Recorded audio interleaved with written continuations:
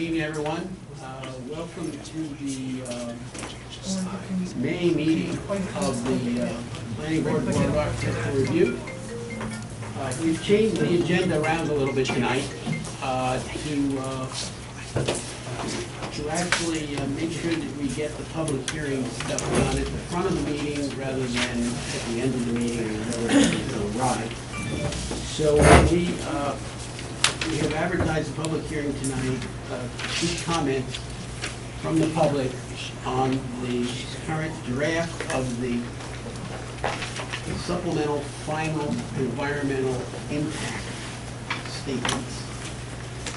And this does not mean that this is the planning board's final view, but it is at a point in time where we think we've constructively got enough information to make the public aware where this project is, since it's been going on for multiple years and multiple iterations. So with that, I'll turn it over to our either our counsel or special counsel. Steve, do you have anything you'd like to comment on before we move on?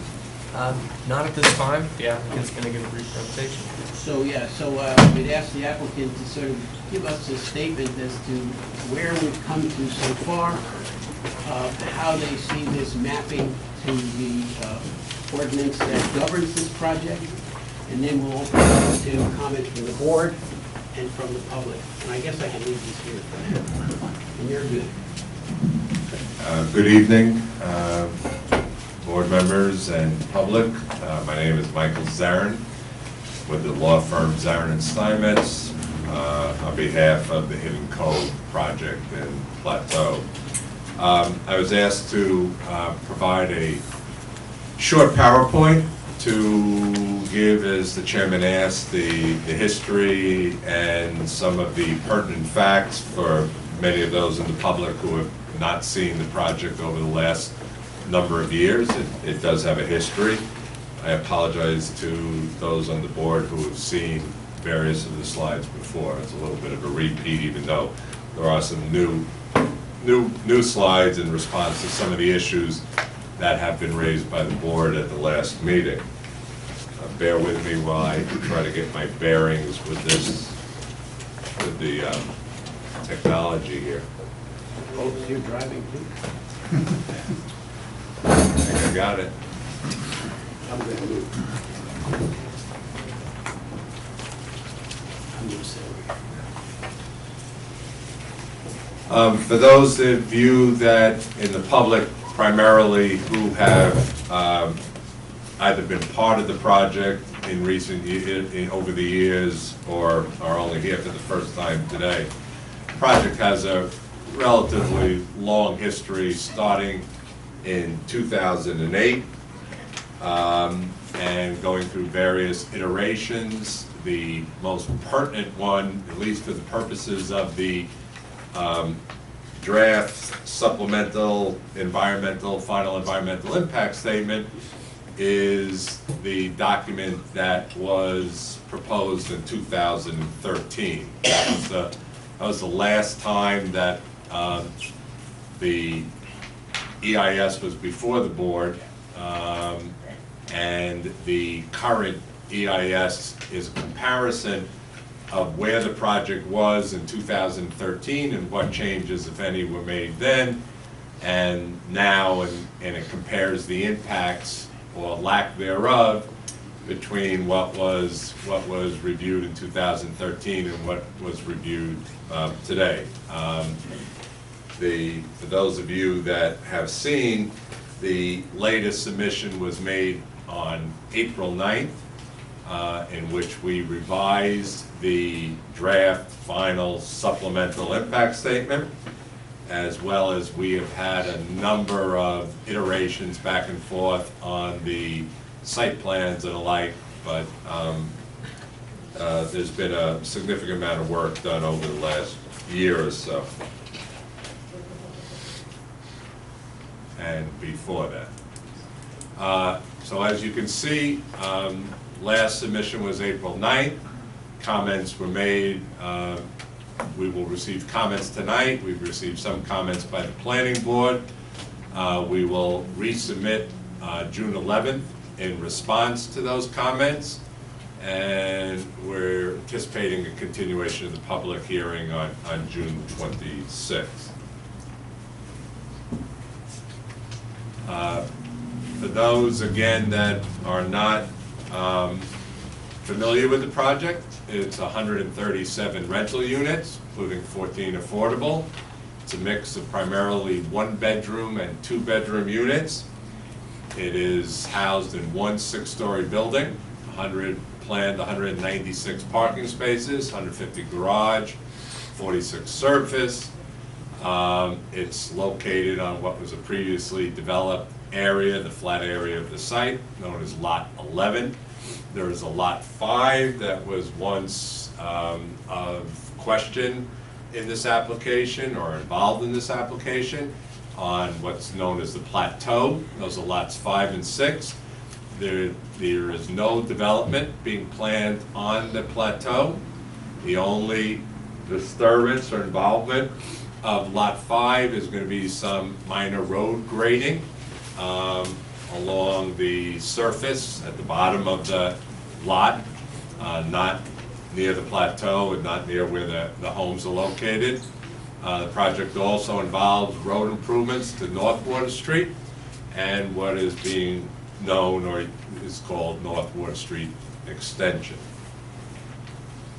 That's a sheet, one of the sheets in the site plan application that essentially shows the floor plate to the parking, proposed 6-story residential building. You can see the front is, the roof will be a proposed roof garden, vegetative roof garden. Has the landscaping and just a general schematic of the site plan. We've also submitted, for those of you where extensive site plan drawings, including all the engineering details, all the landscaping plans and the like. That's not on the agenda tonight. Tonight is the EIS. This was a conceptual architecture that we've been working on. I know at the last meetings there was some confusion as to what was shown in the slide presentations as the proposed architecture for the group.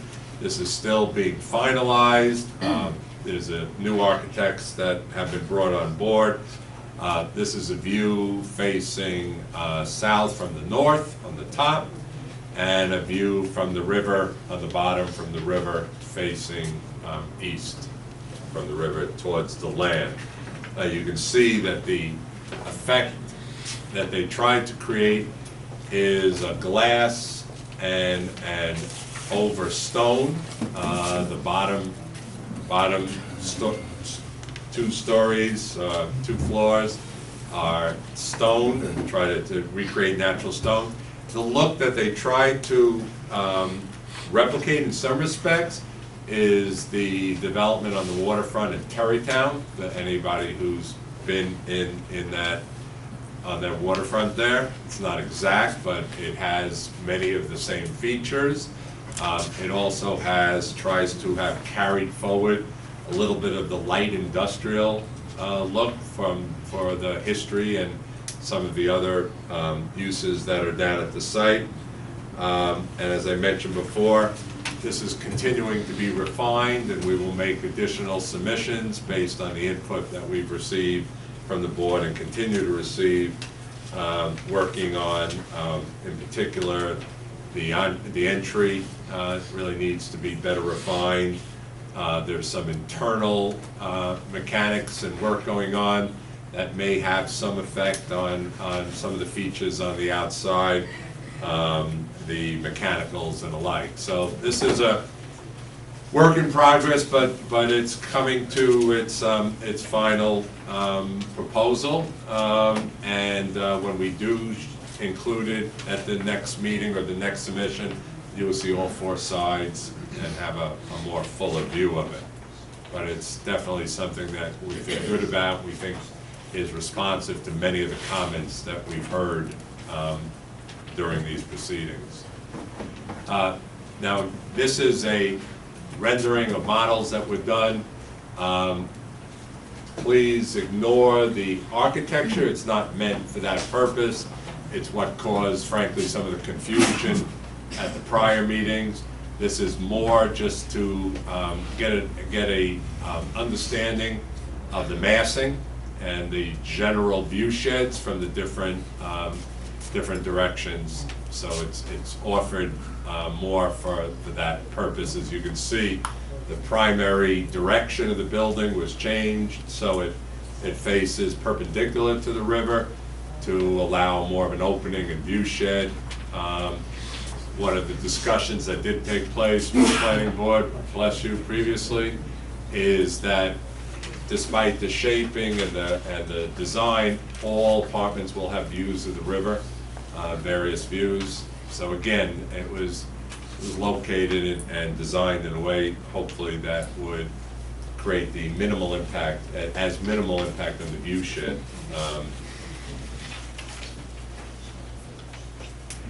So this is a proposal for what's being known as the Pill Factory, an open-air pavilion that will be located on the site and built as a sort of a historical reminder of the buildings, and especially the office that's remaining on the site. It will be designed in a way that's publicly inviting and open to the public through the use of signage along the road and the sidewalks. We also will be including historical, educational plaques inside that discusses and elaborates on some of the history of the site. To the extent practicable, we will use some of the bricks to the extent they're salvageable from the office building. Those bricks, as discussed in a 1912 structural assessment that we did, many of those are decaying and the decay has accelerated over time, and much of it may not be salvageable and reusable. One of the difficulties in salvaging, for example, the office that remains on the site is structurally it probably could not withstand being either raised 3 feet to meet flood elevations or to be lifted and moved. That's the results of the structural engineer's report that we did have commissioned in accordance with comments that we had received in previous years during these proceedings.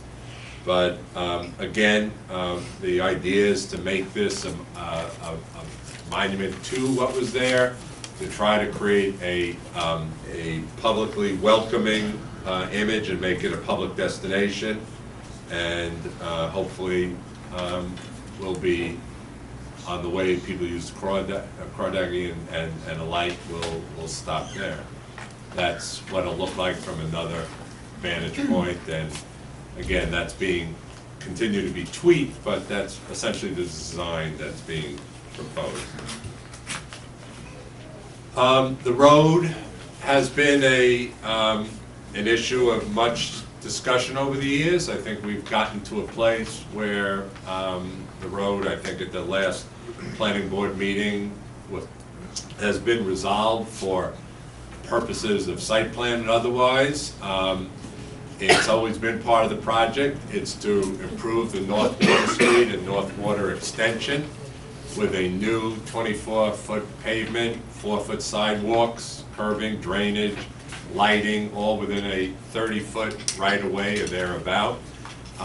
This will be a completely new, redesigned, upgraded, raised for floodplain FEMA reasons, and will create although we're not taking credit for the road as any type of public amenity or public bonus amenity, this will undoubtedly provide a much upgraded and enhanced access to this area of the village and to the various properties, as well as to Quirbuckey Preserve, including the sidewalks that really don't exist there now, and drainage, water coming off it, which really is fairly poorly designed, if at all, at the moment.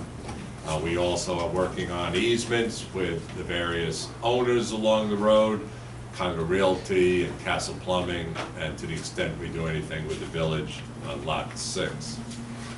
And this is just a rough, this is the section of the road that is the village lot.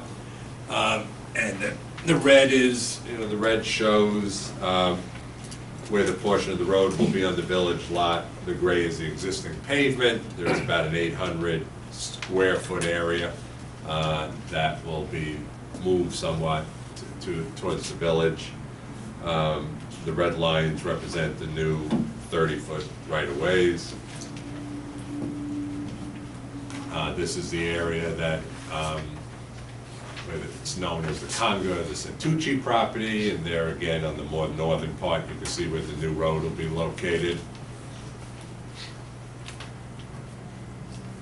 This is continuing to what's known as Castle Plumbing area.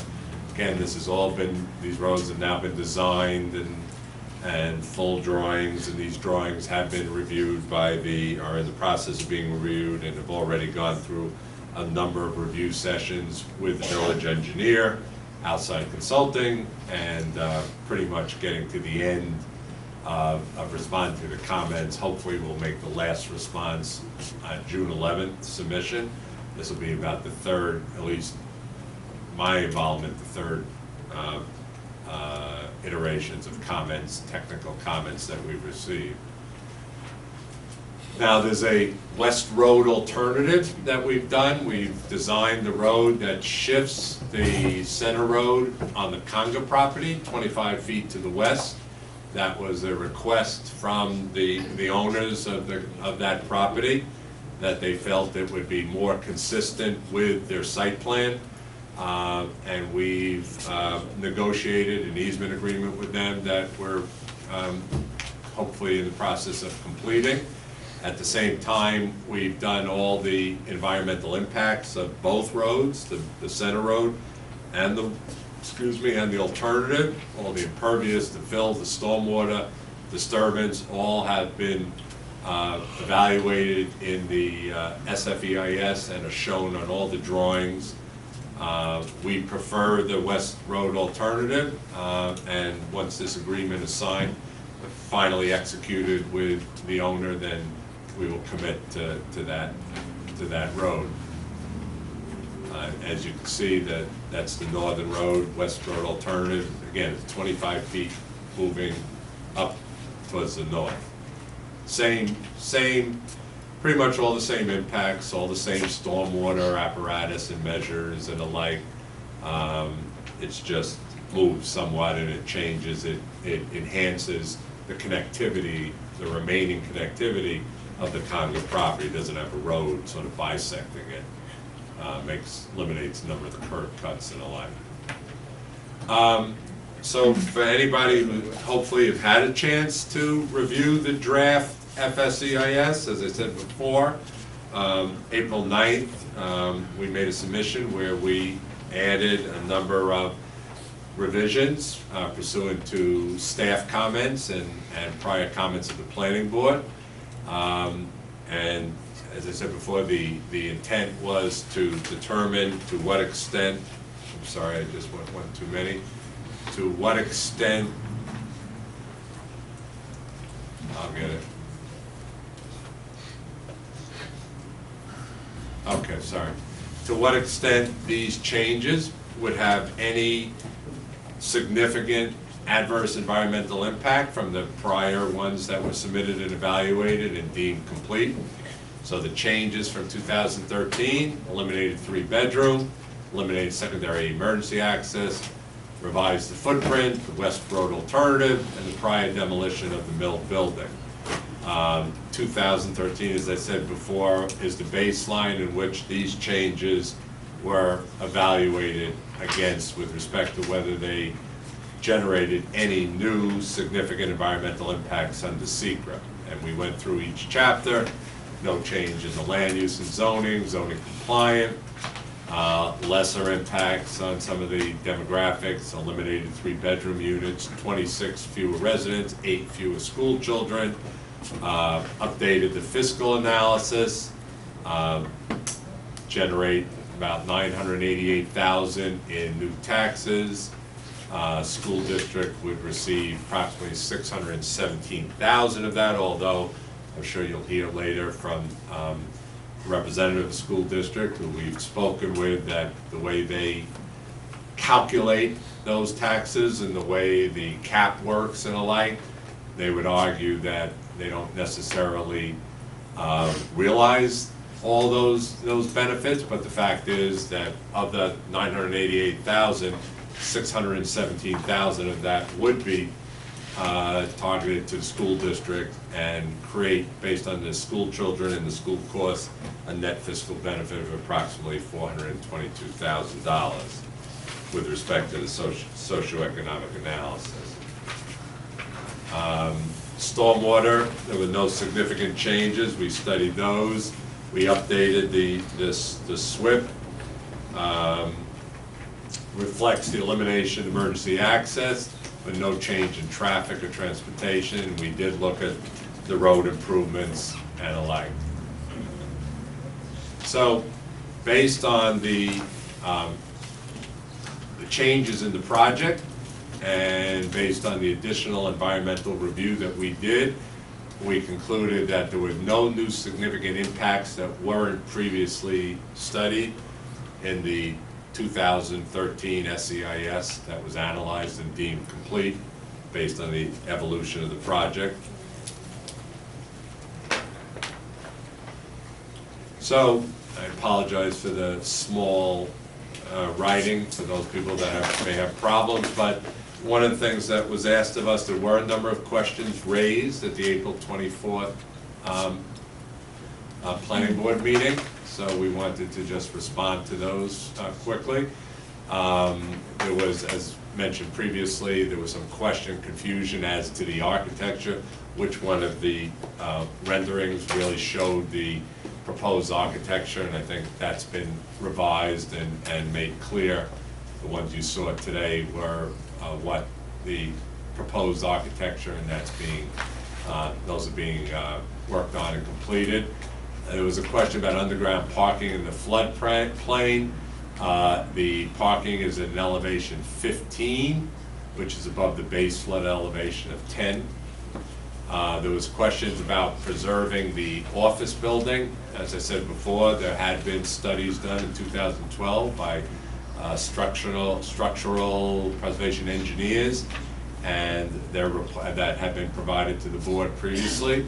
And again, it was concluded by the engineers that it was not viable to preserve the office building, essentially primarily because raising it 3 feet, it was not structurally intact enough to be able to raise it above the floodplain or move it onto a new foundation. It really just didn't have that integrity in 2012, and it's probably less now.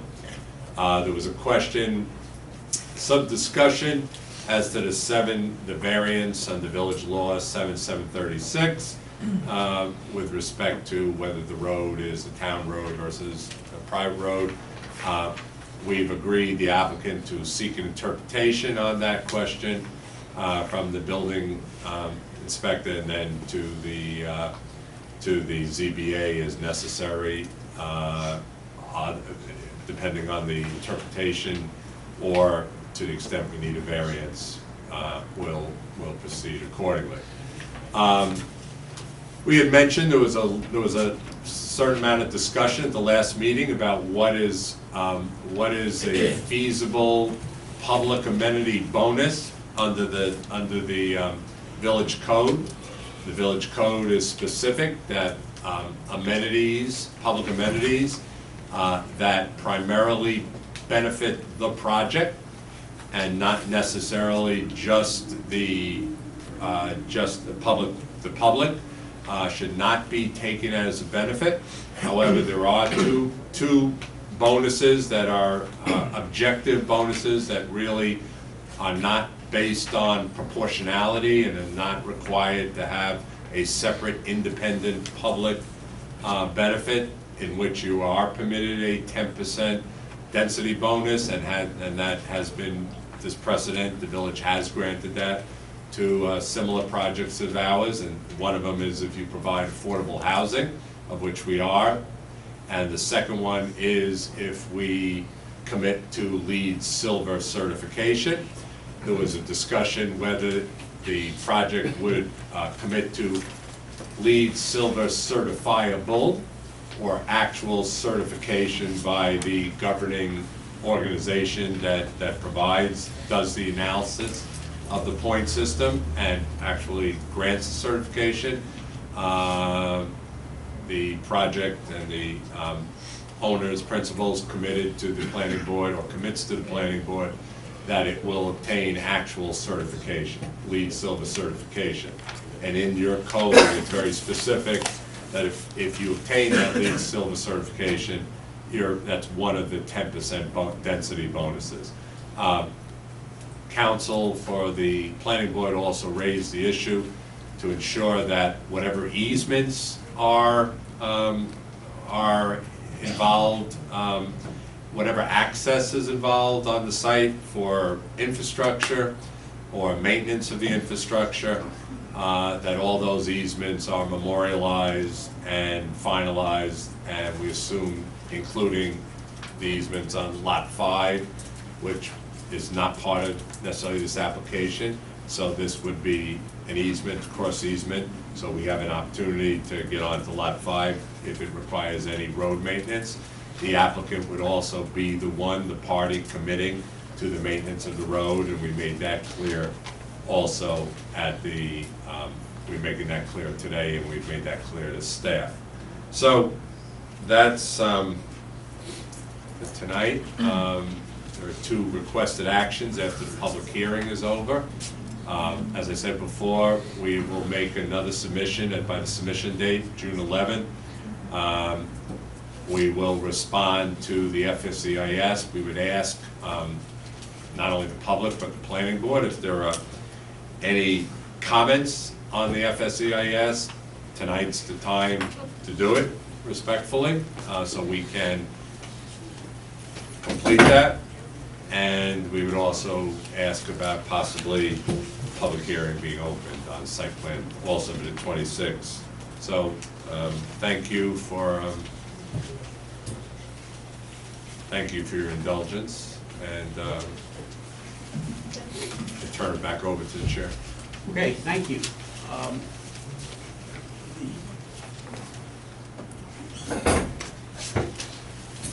I have questions, but why don't we start with the board? Jesus? No questions. I have just a procedural question. Are we going to do comments on the text of the FSCIS now, or just this questions in general, or how are we? I might want to hear from the public before I, Okay. because that might change also how I, On the phrase. text, okay. Yeah. Okay, that's good. Yeah, So- as much as we can get done tonight, the better we are. Sir? I think many of my comments previously have been responded to, certainly some of the highlights regarding the LEED certification, clarification, the follow-up regarding what the continuity of where you're headed with the aesthetic. Clearly, the idea of you're going to define the entry both as a functional element and potentially as an architectural element as you come around the corner of the plateau. I do think I might comment on the nature of the grading around the plateau, especially given some past conversations, but that may not be appropriate tonight because it's really an engineering element, I feel like, in terms of grading. So, and we've discussed it in the past and it's been addressed, so I'm not sure if that's a gray area here for commenting towards the FEIS status, or if it's a review element as we move into the process. The establishing the density, I'm sure Joe will discuss that again. We've discussed at length. It's been asked, you've answered it. I think that's going to continue in terms of dialogue. I feel like that's a fair element. Other than that, I think their primary prototypical site plan elements regarding lighting, logistics for trash, et cetera, which are, I feel like, post-FEIS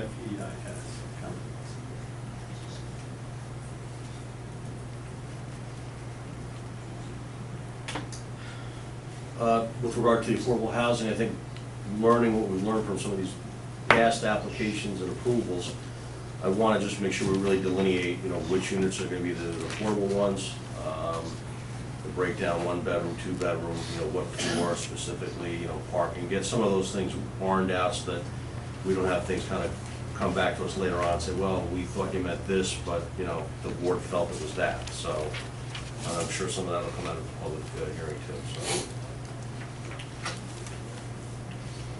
Well, have we decided to kind of ignore the flood in all these proceedings?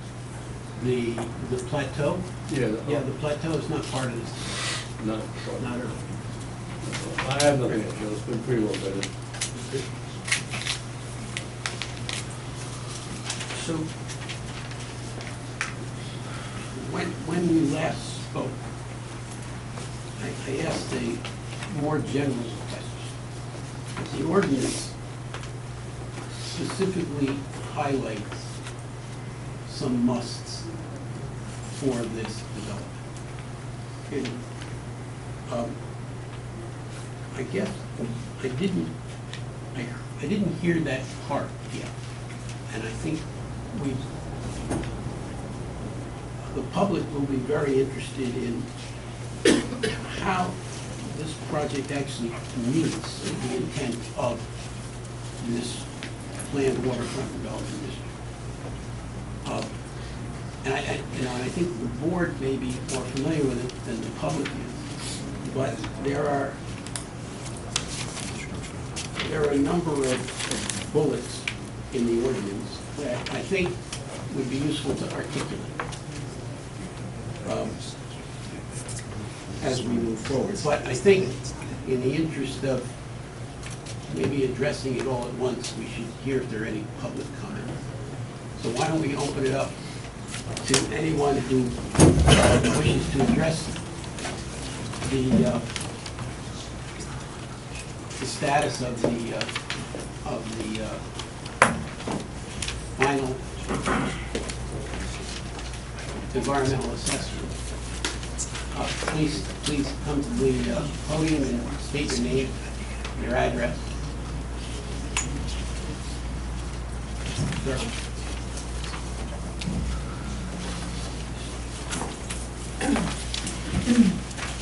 Hi, my name is Jerry Wunderlich. I live on North Water Street. I live on the Brandon property. I know people here get impressed when somebody's been living in Austin for 20, 30 years. My family has lived in, basically on the property for 183 years.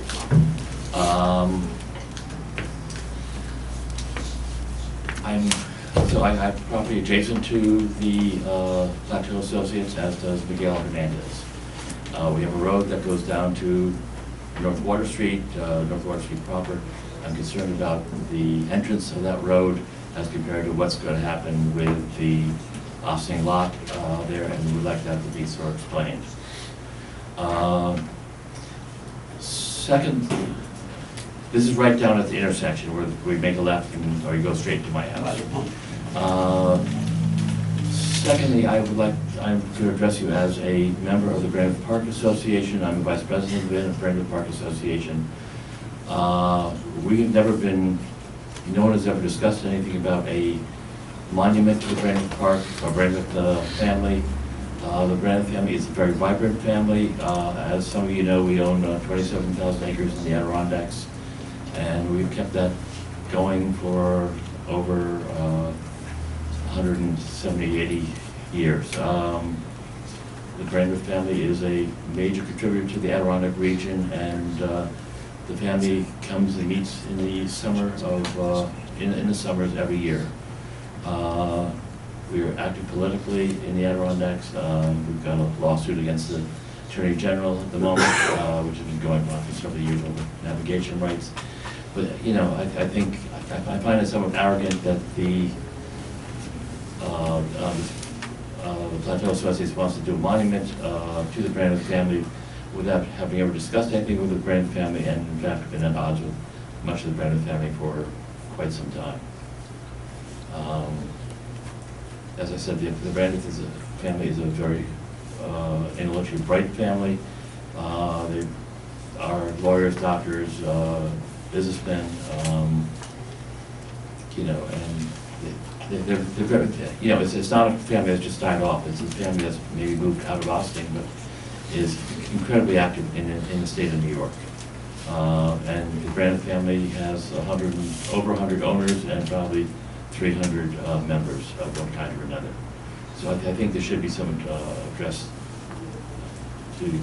on the monument to the family. Because the Brandon family really ran the village of Boston for the 19th century, and Benjamin Brandon was basically the father of mass advertising. And even today, we see our ads on we see the ads on late night television, which are all based on his original ads in the 1830s, 1840s. Thank you. Thank you. Thank you. Anyone else? Hello, my name is Dana White. I'm a new member of the Historic Preservation Commission. Our goal is to salvage the old office building if possible. We know it's still there. I assume its days are numbered, and I know that there have been, the developer hired a structural engineer to assess whether it can be raised or moved. We would like to put out there our concern for saving the original structure and possibly getting a second opinion on whether it can be moved in any way. Thank you.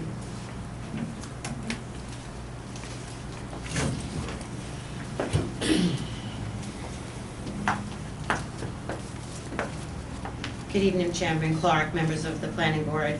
Thank you for the opportunity to present comments to you this evening. My name is Carrie Ann Tondo. I'm from the law firm of Ingerman Smith, 150 Motor Parkway, Hop Hop, New York. I'm counsel for the Ossining Union Free School District. The Superintendent, Ray Sanchez, could not be with us this evening due to a prior engagement. However, I do have for you written comments for each of the board members that have been prepared by the superintendent on behalf of the school district, which I will leave with you this evening. As you may recall, I appeared before you briefly at your meeting in April and informed you that at that time the school district did not receive any notice of this project since its inception back in whether it was 2005 or 2008, based upon the earlier presentation, despite in the school district's position being not only an interested party, but certainly an impacted party. I am pleased to learn that at least there's some consideration, it appears this evening, that the comment period may be kept open for an extended period of time. And if so, I would respectfully request on behalf of the school district that they be allowed to supplement the submission that I'm going to share with you this evening and or modify and submit additional comments during that extended period if authorized by the board. That being said, I'd like to take a moment to highlight some of the important key points that you'll see in Superintendent Sanchez's submission to you this evening, based upon the school district's review of the DFSEIS, which it has received only within about the past 2-week period.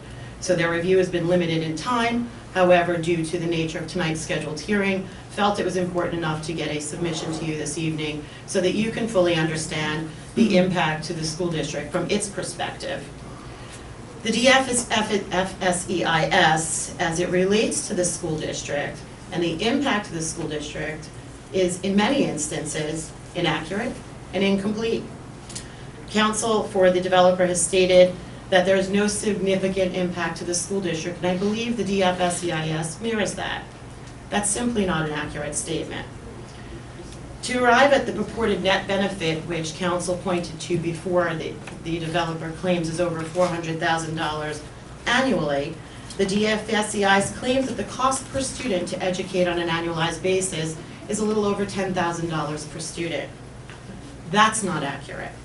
The State Education Department issues documents on an annualized basis and shares for each school district across the state what the costs are for regular students and those students with disabilities. The costs for a regular student in the Ossining School District, blended cost, because it even goes so far as to break it down from K through 6 and 7th through 12th grade students, the blended cost for a regular education student is over $14,000. However, what the DFESIS also ignores is the population of the Ossining School District is just not regular students. There is also a 12% student population of students with disabilities. As I'm sure you are aware and can appreciate, the cost to educate students with disabilities is significantly higher. The blended rate for that 12% is over $60,000 per student. So if you take the projected 19 students that they're claiming in the 137 unit, 2-bedroom, 104 and 107 and 34, I may have those numbers a little bit off. They're projecting 19 students. Even using their numbers, the costs projected are significantly higher than those contained in the DFSEIS to the school district on an annualized basis.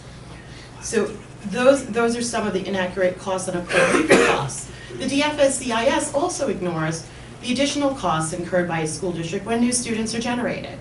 As the village planning board is well aware, based upon previous submissions to the board and to the village and other planning boards within the Ossining School District, the district is near or at capacity in many of its buildings. Any influx of students is going to cause modification to the existing facilities and their structure. The open spaces at the schools are significantly depleted, and there's no room for open space and activities, all of which is addressed in Superintendent Sanchez's letter to you. So where this becomes even more of concern is the projected number of students. The projected number of students is 19 for the 137 units. Like I said before, I think the numbers are correct. It's 103 2-bedroom and 34 1-bedroom with 14 affordable housing units. 14 affordable housing units, based upon our quick review of the DFSEIS, are not broken down by categories as to 1 and 2-bedroom units. I submit to the board that any time you add affordable housing units to any multi-residential development project, the number of students increases.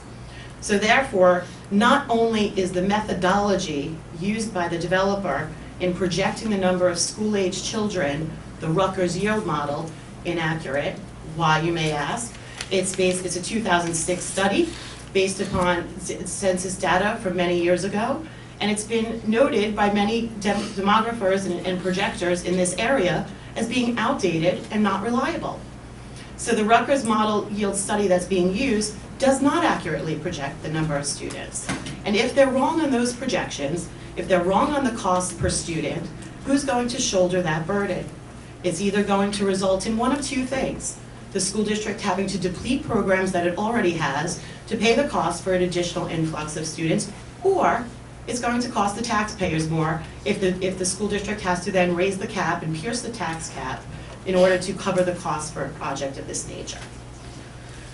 It's further complicated, another inaccuracy, and I will agree with counsel for the developer that I would take issue with the net benefits of the project as proposed by the developer, that there's this new stream of revenue coming to the school district to the tune of over $400,000. I submit to the board that under no circumstance does the school district receive any new revenue from this type of project, or for any project of this nature. Why? The school district is bound by what is known across New York State since 2011 as the tax cap. The district cannot exceed the amount of the tax cap, which is 2% of the prior year's tax levy, or the rate of inflation, whichever is less. So if your levy is $100 million, you don't get to increase it by the virtue of new development coming in and giving you $600,000 more or $400,000 more. You're bound by the calculation of the tax cap. And they cannot exceed that without going to the voters to pierce that. And in the nature of a school district, it has to be pierced by a 60% majority of the voters of the school district. It's not a simple vote to be able to do that. Nor should the school district have to be required to shoulder the burden of a new development without proper mitigation measures put into place. So I submit to the members of the planning board that these costs should not be the burden of the school district, its students, whose opportunities or lost opportunities could never be quantified, or to the taxpayers, or to the residents of the school district. The DFSEIS should be modified to adequately and accurately reflect the impact to the school district, who was not notified or given an opportunity to input with proper data. And it should further be required that certain mitigation measures be put into place that are rationally related to the costs that are created as a result of this project on the school district sources of funding and operations. And I will leave for you this evening, as I said, a copy of, for each of you, of the superintendent's letter. And we would further reserve the right again to supplement that if the comment period is extended to allow for further analysis and review. I thank you for your time. Thank you. Anyone else?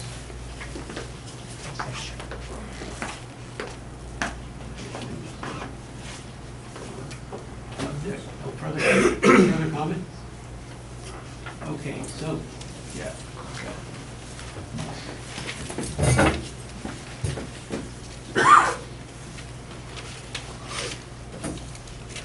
So I have a number of comments, and some of those comments come with questions, so maybe I'll just kind of go through in order, and where I have a comment, I'll point that out, or if I have a question about some text that's in there.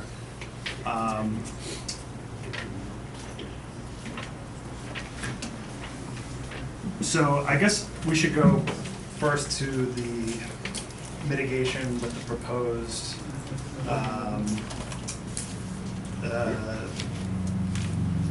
what's the name of it? It's the open air pavilion. So that's on 1.11.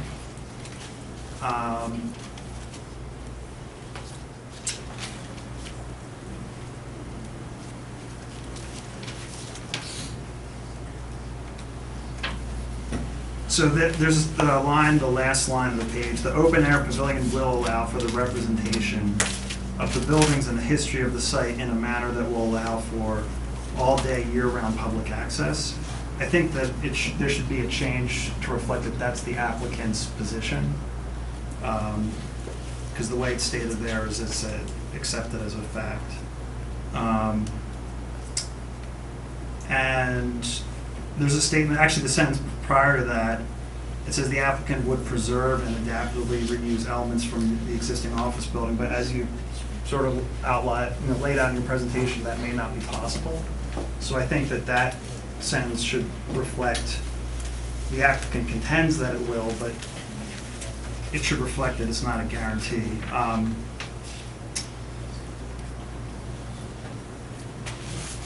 Okay, and then I have sort of this is more of a question as opposed to a specific comment. What I don't understand is there were two different structural assessments of the remaining building, which is the office building. The first was the Denardis engineering study, and that was from 2012. And obviously the mill building is not there anymore, so a lot of that study is not applicable. But with respect to the office building, that study concluded, and this is on page 14 of that study, structurally the office building appears salvageable. This structure has been maintained and appears to require only maintenance level repairs to the masonry and wood framing. It may also be necessary for lateral stability to replace ties that were removed with the original ceiling framing. However, the structure currently sits in the floodplain, and obviously sitting in the floodplain, raising it is an issue. But that seems very different from the study that was done in 2015 that concluded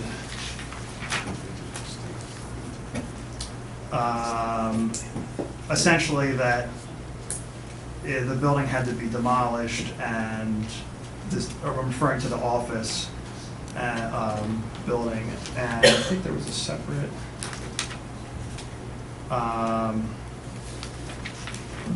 maybe an amendment to that, March 2016. So I guess, like, I have a question. How did we get these two different results? One concluding that the building is salvageable, another seemingly contradictory study showing that the building has to be torn down, and I think that that would impact on potential mitigation that could be done here. Okay, let me answer it to the best of my ability tonight, and then I will follow up and get a more fuller explanation to the extent that I'm unable. Let me just confer with Mr. Burlington.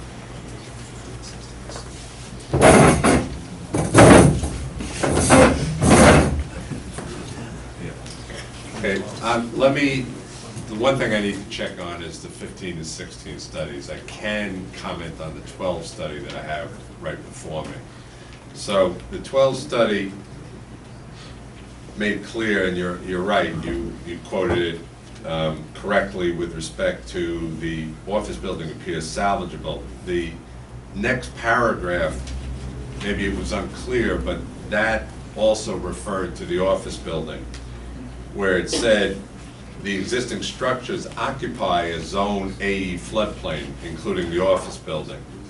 In order to renovate the structures for use, they would need to be raised to an elevation approximately 3 feet above the flood elevation. In order for this feat to be performed, structures need to be stabilized structurally, which is arguably unachievable in their current condition, reinforced to accommodate being raised or moved and then lifted onto a new foundation. So I think the position of the Denardis and the applicant was that while the office building was, as you cite and they cite, salvageable in better shape, the fact that it had to be raised made it, that was the difficulty and the conundrum, and that the report questioned the structural viability of the building to be raised and stay intact.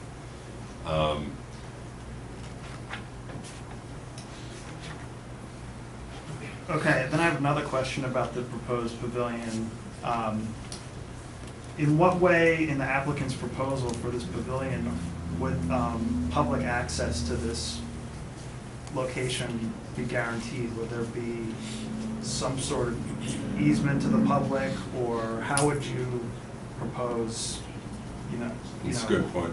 Yeah, we had not discussed the instrument that we would be used, but I think you hit on it. One of them would be a recorded public easement in perpetuity, restrictive covenant public easement that would be irrevocable. In other words, it's something that the applicant could not unilaterally discontinue or rescind. We would have to identify in something like that a beneficiary, somebody who would be an enforcing party. Okay, so I think that if that's part of the proposal. Let us address that. It's a good point. It's a good point. It should be in the EIS. It's a good point. And I think this goes to something Joe started to talk about, but it has to deal with the public benefits. This is in the response to comments on, this is comment 2.1.8.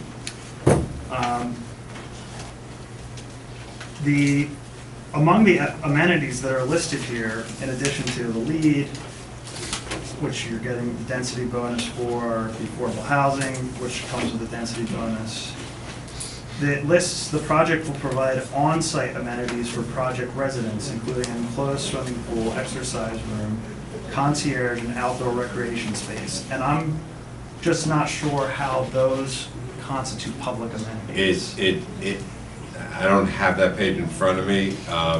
We will go back and amend that. We haven't, since we had the discussion at the last meeting, we haven't revised it again, which we intended to do, as I said, July 11th. And that whole concept will be clarified, to your point and to the chairman, that would not constitute a public amenity from the village code's perspective. Okay, and then the next line, the response says, upon completion of all construction, the 5.14 acre site will have 1.4 acres of green open space, which includes an area on the east side of the property. And my question is, is that intended to be public open space, or is that just open space Yeah, on the site? so we were discussing that. It's not really, it's not accessible from the road. It may be accessible from the preserve, if you're walking and hiking it. So, it's not something that we had made a final determination. It was not included, but So when it's, as it's stated here, you're just saying there's open space on the site. there's but an open space in sight, you're not not- necessarily. There's no public And we access. weren't taking credit for that under the bonus density either. But that's something that we're still talking about, and we may revisit in the June 11th resubmission. Okay. Again, I would 'cause- just suggest if you're looking at that, maybe that can contribute to the public amenity portion, if it does connect into Crawbucky Park, or, Right. I'm not sure exactly where on the site I this think it is. will certainly, was going to get raised, and we've discussed this, or by the chairman, as you said, with respect to whether we complied or we were clear enough in discussing our compliance with 273-23F. So, Can I jump in I here? think we're all Go ahead, no, Good. go right ahead. An observation, yeah, go ahead. this is an observation, and it goes back to Jeff's question regarding the mechanism for public access. And then I think it also dovetails into the potential of defining some other kind of public space. It seems to me, and I wasn't gonna bring this up now, but given this dialogue, that finding the mechanism to allow public access to whatever the facility ends up being, pavilion or otherwise, would lend to the site plan hosting pavilion on the west side of the road, on the river side of the road, if you will, on the sidewalk of the road, because I think it will afford two things. I think it will afford a more definable easement. I think it will be more adjacent to the normal public path to that location. And really a third item, I think it's the most enhanced portion of the site to host however that manifests itself. All right, let's take a look at that. If there's gonna be an easement with public space, just to echo that, what John just said, it creates a more definable public amenity, maybe as opposed to where it's proposed now, but just a thought. Well, I think, council has sort of understood that this 270-23 means some more. F, Oh, start from the top. we got it. Because I think, so far, I think we've all kind of missed the point of what the waterfront district is supposed to be defined as, and it's in the first paragraph. So that's what, I asked about, and kind of missed it tonight, but we'll get it back on at the next round. It's really important that we understand what the public, Jeff, can you? I guess I just want to, there seems to be, the applicant's proposing one mitigation alternative, and it's this proposed pavilion, and I think there's a lot of, support in the community for preserving the architecture of that remaining building. And so I think just in terms of, you know, good faith to the community coming forward with something a little more than this. I mean, this is something, but I would like to see maybe just like some more creativity with what ways to mitigate Something more substantial. ways to mitigate the loss of this structure. And I'll just point out, our comprehensive plan speaks specifically of these buildings. I know like the main building is gone now, but in fact, in the, I didn't bring my whole comprehensive plan, because I printed out the page of the comprehensive plan that talks about the creation of this zoning district, the Northern Waterfront District, which this is in that district. It'll be the primary development there, I suppose. And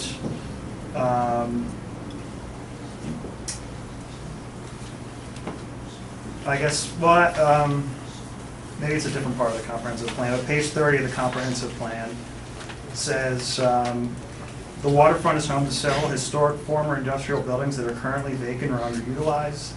These buildings currently have no historic preservation protection, including among them are the Brandreth Pill Factory, among others, and obviously we just have the office building that's left.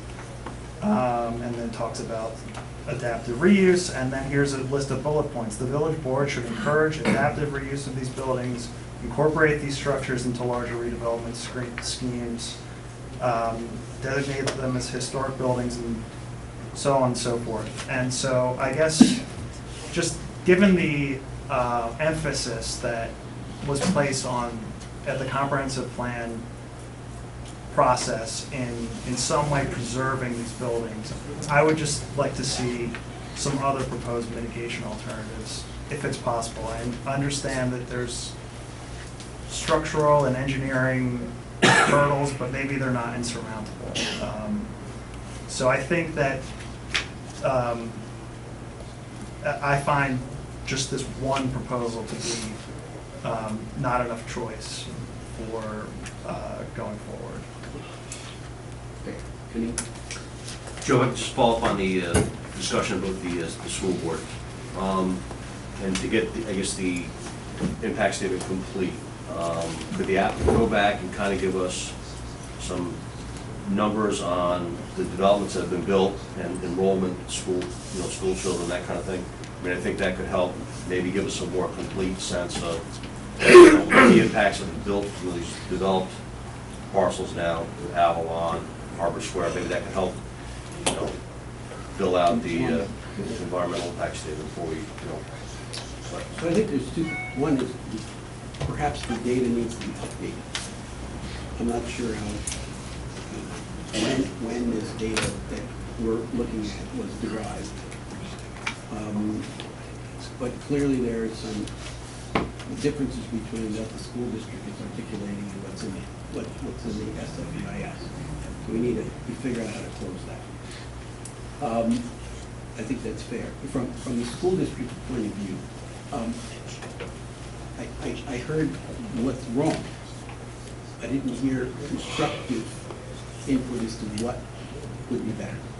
So I think in the next 10 days, 15 days, that homework needs to be done too. And it might be better done together so that we come up with some, we've come to some agreement that makes sense for everybody. I think that's important. The other thing is, sort of, I listened to Jeff. I thought back to, 10 years ago, not far from us in Peekskill. It was a rather historic firehouse that sat under Route 9, and it had to move. Well, they had a plan to move. Didn't work, but they at least had a plan to move. And I think, to go to what Jeff, John, and Mike said, there ought to be a plan that shifts it, that preserves it. If it falls down, we got plan B. But since from the very beginning, this whole notion of what was happening down there was sort of based on preserving the Brandreth Pill Factory. And now all we have left is the buildings that were going to tumble down. You have 2 conflicting engineers' reports. I'm sure if we went and got 6 more, we'd have 6 different views. But I think there's some opportunity that's a real public benefit, because I think you gotta really focus on the public side of this, because it's not coming in as strong as I think it ought to. This is a major development down there, but the ordinance speaks very clearly to public benefit for why we do this. The densities are higher than most other places, so there's something that has to come back to the community for this. And I guess some of it's a math exercise that you're going to go through. It's easy to solve the math problems that we heard about from the school board today. That's simple. It's either going to be or it's not going to be. But I think, and I think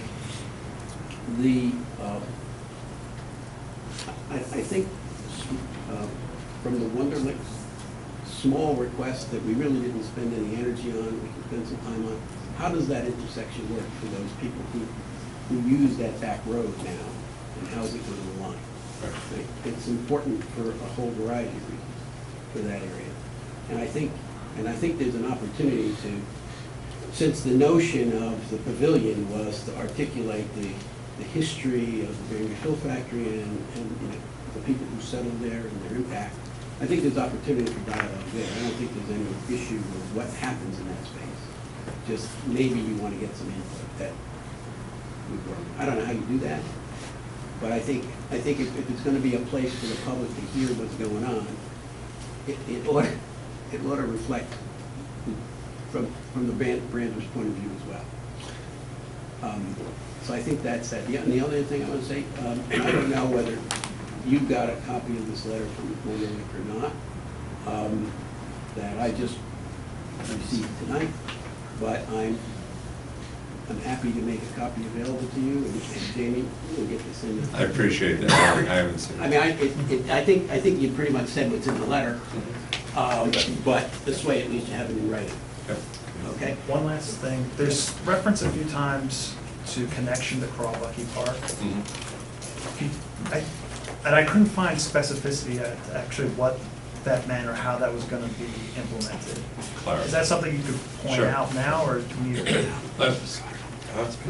We'll clarify it in the submission. We have to, just so everyone knows procedurally, as part of the FEIS process, we have to respond to each and every comment that was made and every concern.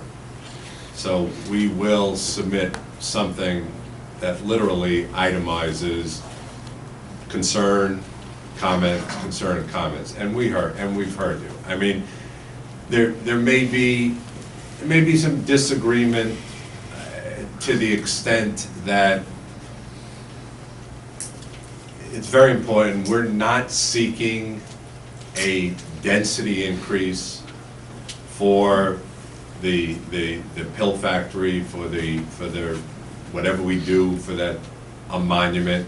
We're not seeking a density increase for any open space that we have. There's only 2 density increases, the 2 objective ones. To the extent that we can provide public amenities and enhance the project and make it more part of the community and make these things available and be cognizant of the history of the site, we've tried to do that. You're telling us try harder and take a look at some of the areas and the issues maybe where we can enhance that. Location of the monument, how it's designed, consultation with individuals who have a history with the site. Those are all things I think we can and should do and we will do. And then we will be more clear in our explanations. School will update that information and make sure that our data is accurate and we've responded to those concerns. We will do that, and we will do it. We'll make another submission on the 11th. I think that's exactly right. Is that the ordinance is very clear, and we just have to make sure that the people that sit on this side of the table are comfortable that we've actually met that goal. Yeah. Okay? Can So we, I'm sorry. Go ahead, no, you want to? Yeah, I was just going to ask, as I said before, procedurally, we will make the submission for the 11th. The SFEIS hearing will stay open, so you can see that response.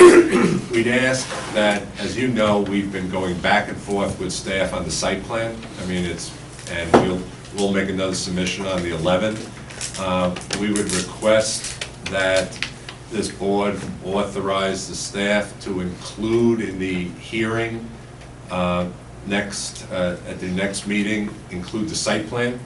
I think we've provided certainly enough information that we might as well start getting the comments from the public and from yourselves on I that think too. that's right. We'll have to advertise it separately because this is going to stay open. Correct. So we have to alert the public. Okay. So with Thank that, you. we'll leave the comment area open until the next meeting.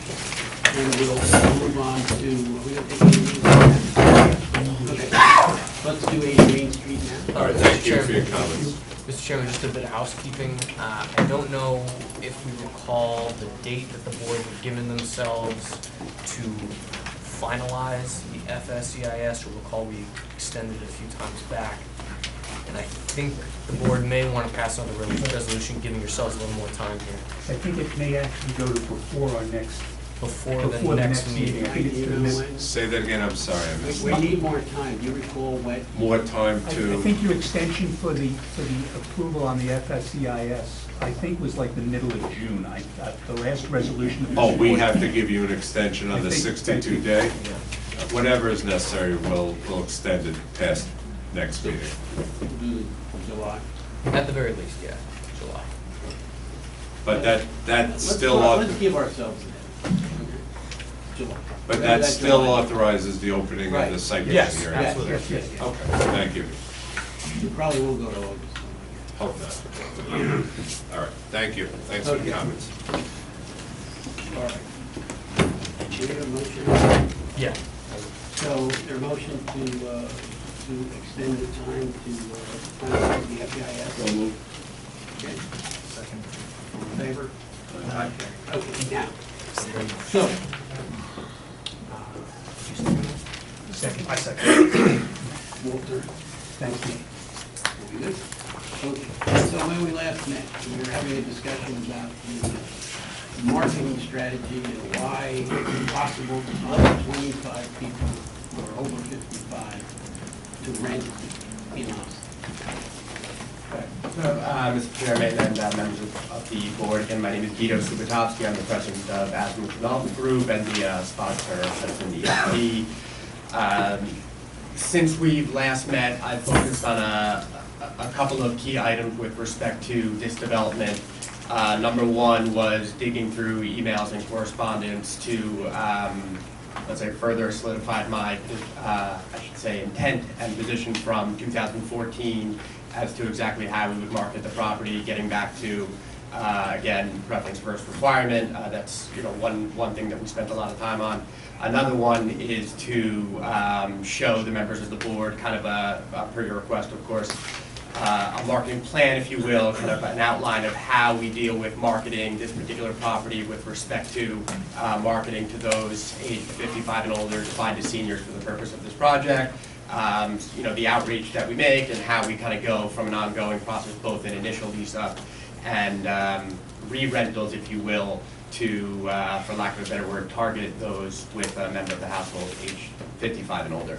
The third thing that we did, which we did extensively throughout this period of time and have been doing since the beginning of this year, is to market to the extent permitted within fair housing, of course, as much as humanly possible to those with a member of the household age 55 and older.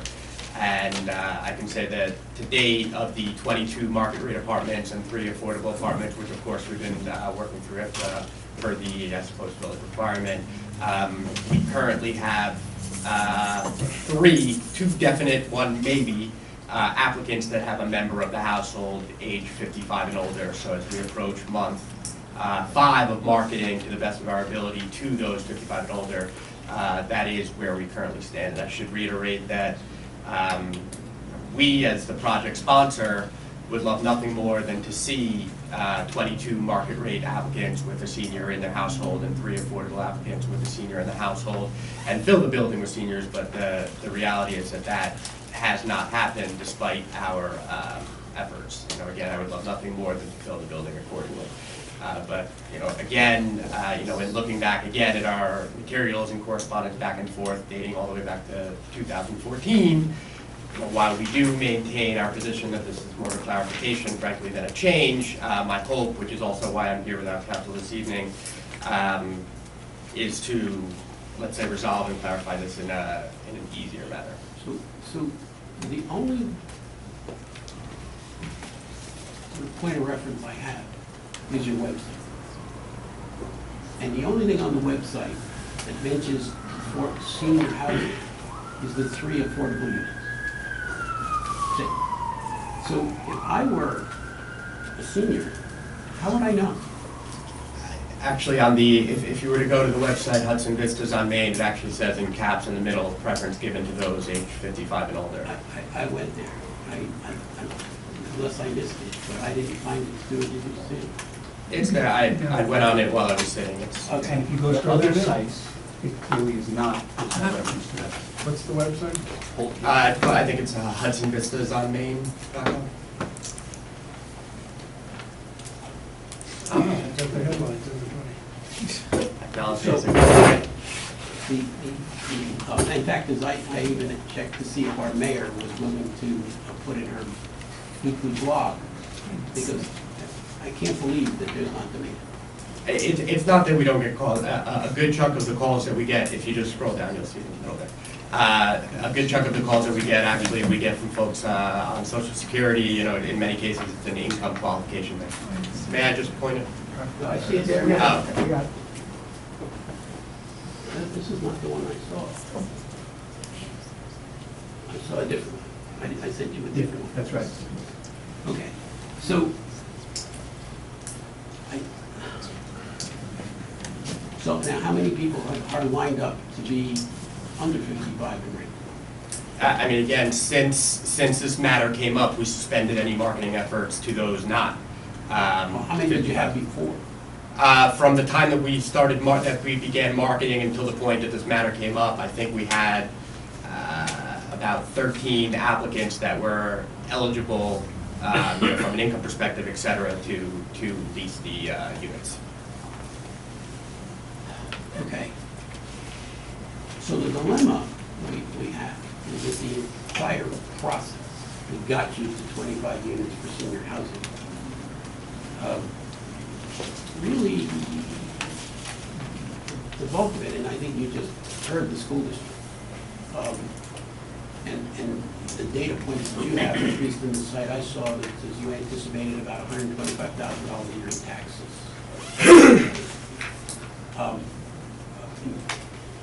That was from a discussion from, I think it was a year or two ago. Whatever it is, you know, and if I use sort of round numbers, not all of that goes to the school district. So it's not going to be very many kids to use up that fund, right? So I'm sure the school district would have had a lot more comment if they thought there were 25 families who were adopted, given where we are. So we need to think that through. Right?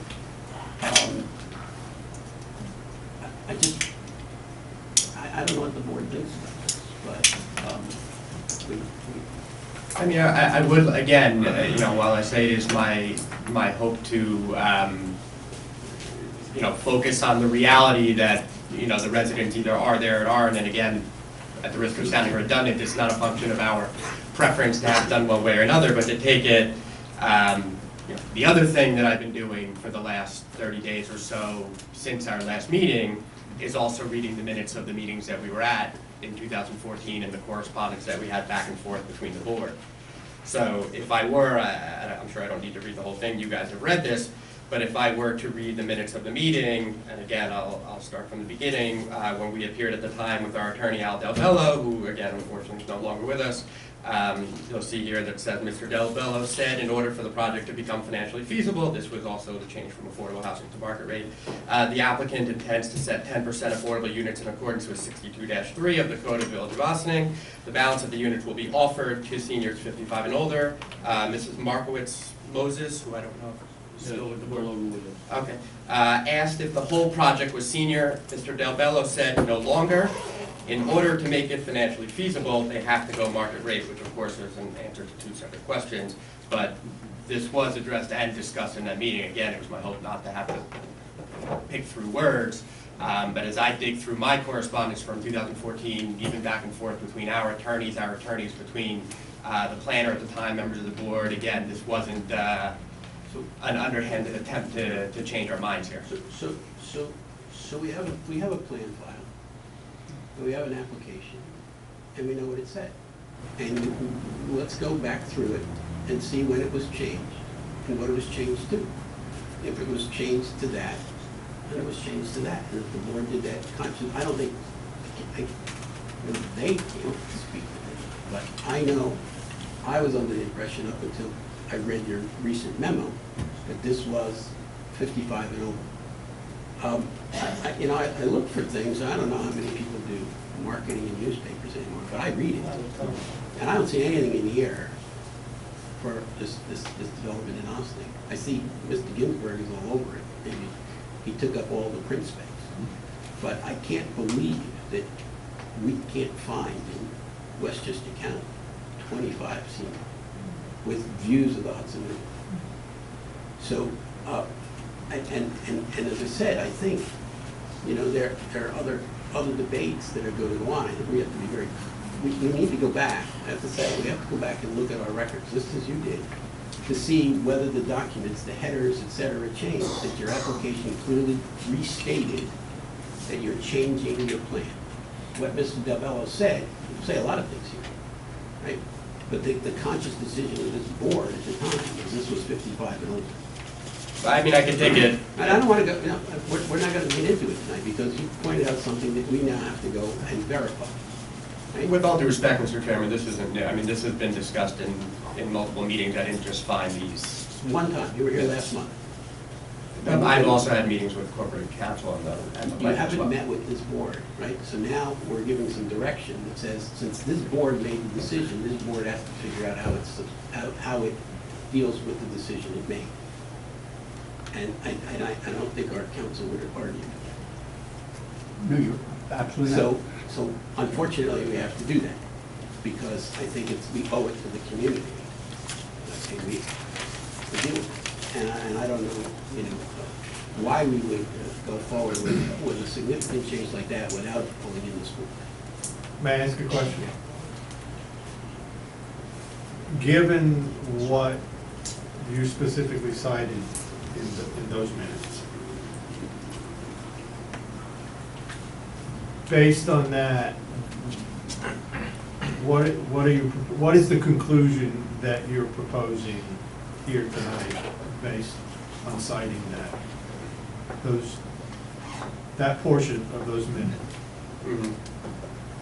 I'm not sure I understand the question. Well, so you're reading, you're isolating those elements of that, and you're proposing what element of the application was recast, as Joe was asking, based on that evening and those statements?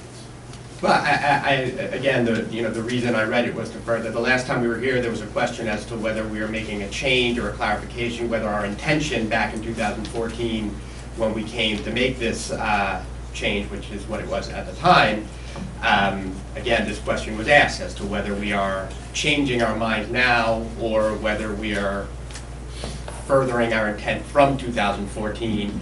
And again, it's certainly not my preference to stand up here and read minutes. No, I understand. But however, when I say here, when again, I understand the planner's not here, and when we said, we looked at the resolution and agreed that the resolution doesn't necessarily need to be amended, right? So now, obviously, you guys understand these things better than we do, and again, as I mentioned, I'm not here with land use council. Again, my hope was to look at the reality of this is that, we're approaching month 5, and I don't think there's anybody here that's more motivated to get the building rented than me. So, speaking candidly, what would be my upside here in not wanting to, No, I understand. rent those units? So now I have a general question to the board. So if it's clear the applicant and his attorney was here in 2014 to discuss a changing compass point in what we understood at the time, and clearly you must have understood, we understood that it was a 55 or over project, and that you were here to update that notion. Would you agree that happened? That happened, right? Member Friend, maybe I can just help. What part of it? That there was dialogue regarding, Affordability, affordable to market rate. The request was originally, it was 100% affordable, 55 plus. When Okay, the I get it. applicant's financing could not come through, they returned to this board and made 2 requests to change. One was that they just do 10% affordable, and 2 on the recreation fees. That was what was changed in the subsequent resolution, was to go from 100 down to 10. right. And to Thank you change for the reminding fees. me. So not to put words in your mouth, where we've stopped here is that you feel like there was one more turn of the dial beyond what Stuart just described. Is that a fair characterization? Yes. Is that a fair characterization? From what we, yeah, but again, the minutes and the resolution does not reflect that. The application, to the extent of being 55 plus, that was always the overwhelming. What changed was the percentage in terms of the affordables. So there, I'm just trying to, Right. there were clear, the applicant, it says there were 3 clicks to the dial, and we're saying there were 2 clicks to the dial. That is correct, sir. But again, I apologize for interrupting you. Again, the reasons, at that particular meeting in 2014, it was determined that the resolution didn't need to be amended. I think otherwise it would have. It's an interesting problem because from the village's standpoint, it's a major issue, senior or not. From the developer's standpoint, he doesn't gain anything by not having it senior. If there's affordable seniors who can afford it, that's fine with them. So he really isn't Prefer it. gaining, he isn't really gaining anything by eliminating the senior only thing. But we have the problem. Just ask the rent. Apparently that's the issue. The bigger pool. Because Prospects. it's not renting out as fast as they think it should, because the pool isn't big enough. So, and I don't know, you're right, at the end of the day, people are gonna live with it. I mean, anecdotally, Harbor Square, it seems to be, a haven for over 55, it seems like. I mean, a lot of the people that are there, over 55, it's expensive, so people, especially people with money these days. I mean, traffic hasn't been an issue. I should also point out with the issue of like the extra click on the dial, when this board reduced the affordable, it did not at that point say, what about the school district? And it would seem that if at that point, there was going to be a change to open it up to a market rate to more than just over 55, at that point, the school district might have been placed on notice, but they were not. So I just point that out, that we're doing that now because now we have what we view as that extra click. So it's not in any resolution, the original resolutions, the where and the whys and The whereas clauses of all the resolutions reflect that this was a project to be 55 plus. all the original resolution in 2012 and then the 2014. Both of those say that. And then in the first, be it resolved paragraph says that everything that is before is brought into the resolution. That was not changed. All that was changed in the subsequent resolution was the percentage of affordable and the recreation fee to be paid. That was the change. May I ask just one question? Did the initial resolution, I apologize, I don't have it in front of me, but with respect to the senior, and I don't know if you have it, but did it reference a senior requirement or all for 2 seniors? I'd have to look at the specific language. I do remember that there was a specific whereas clause that it was to be 55 plus, but I don't have it in front of me, so I don't want to misstate.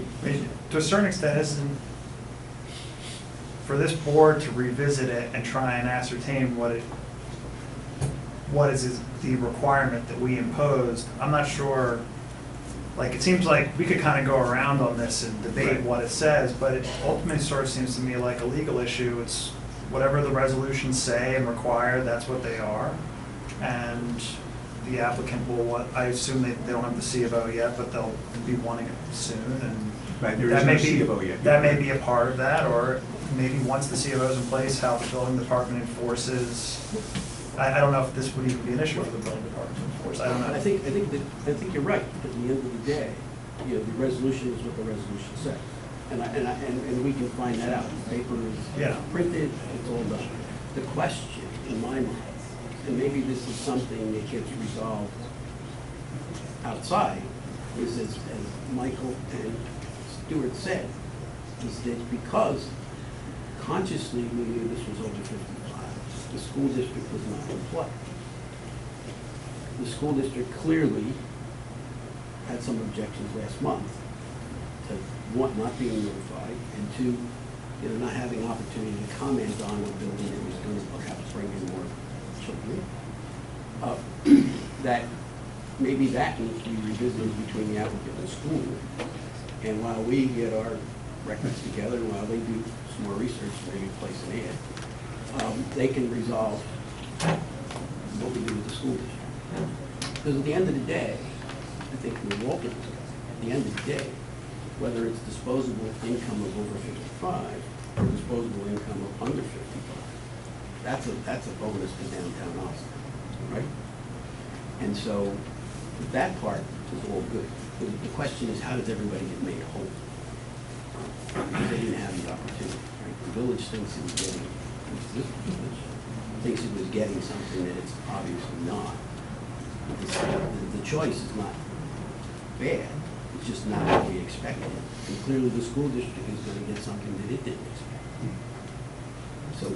Yeah, I guess my point is, if, as a legal matter, it is a 55 plus development, then the applicant, it seems to me like there's going to have to be some action from the applicant to apply. If they can't rent it, they're going to have to come back and apply to modify the plan that was approved. If, say, as a legal matter, we approve something and let it slip through without making it 55 and over, like what we wanted, then I don't know, it seems to me a little bit like the horse is out of the barn. So I don't know, I don't know. So it seems to me like an issue of interpretation, and once Stuart is our counsel and has an opinion. I think that's right. Yeah. But at the end of the day, the end game still has to be played. Because they're going to come back with an application that says, we can't do this, we want to convert it. And then what? It's going to go right down the same process. Because the only thing that's going to change is the impact on the zone. So maybe a supplemental EIS or something, Right. but. I'm just saying, Yeah. that, so why don't we move along parallel routes? I'll go over the resolutions that we suggested tonight. All right? Okay? Okay, thank you. Let's move on. The Board of Architectural Review folks, near as I can tell, are the planning board, so we'll just skip this planning board agenda tonight. Mr. Baker at Croton Avenue, in some place in life, will get actually a number for that. is, I think, going to be adjourned at the request of the applicant. Correct. It seems like the lot should be at some point assigned a number. Can we work on that? Yeah. 25 Terrace Avenue, I think, is still waiting submission from PE. We received the engineering calculations. We had one minor comment about the. So you're good to hear this tonight? Yes, we're good Okay. here. Good evening, Chairman, members of the board. Since our last meeting, which was in December, we were asked to submit the structural calculations for the wall, which we provided. We were asking to provide some screening in the form of shrubbery for the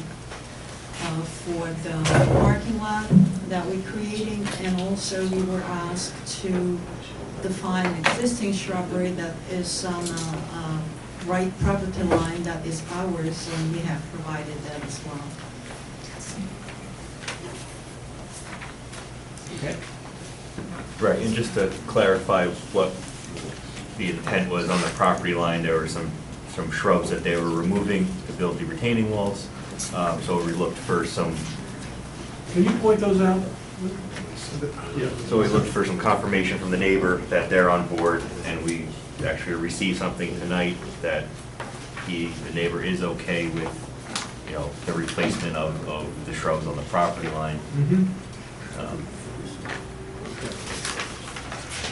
All right.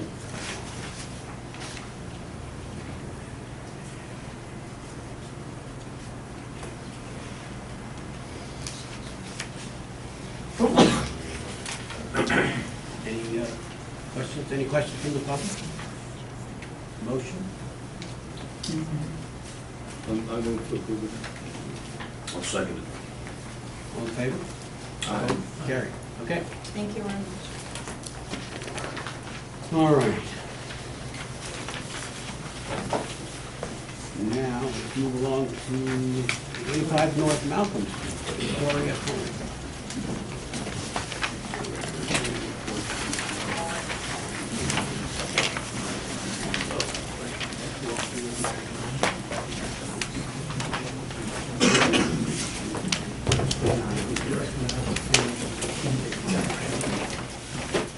You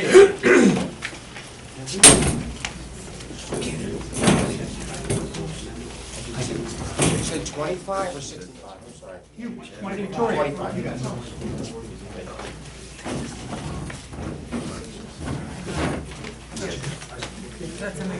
Good evening, Mr. Chairman, honorable board, council, staff. We're here back on behalf of Victoria Home. As you know from the letter that was submitted to you, after approval here about December and the courtesy is extended, then finishing the secret process so that we could go to the zoning board, we then began our final push towards construction financing. That resulted in the need, mandated the need to reduce the size of the building so as to bring down the per bed cost without changing the programmatic elements of the project. Approximately 10,000 square feet had to be trimmed off of the project, mostly in what would be considered non-essential, non-resident related areas, office, etc. In order to do this, you know, we had requested an extension to the board. We were granted that while we worked both with our architects, designers, construction people, and the state of New York, because overlaid on top of all of this was our certificate of need approval for a 90-bed facility under a certain type of program that we loosely call the small house concept. We have a modified concept in that regard, and have to change certain elements and reduce the footprint of the project. That's been submitted, and as well, we have submitted environmental findings for you to review, showing that there are no adverse impacts as a result of this reduction. In fact, there are some, I'd say, enhanced impacts, or at least lessening of other factors that were already found to be appropriately mitigated by this board. You can see what's up there now is basically an overview of the project, which is now in kind of a V-shaped double, well, it's really three-wing, single building as opposed to the two-building proposal before. Still 90 beds. However, it will accomplish certain benefits in terms of smaller massing, less visual impacts, less construction time, which would be a benefit for the community.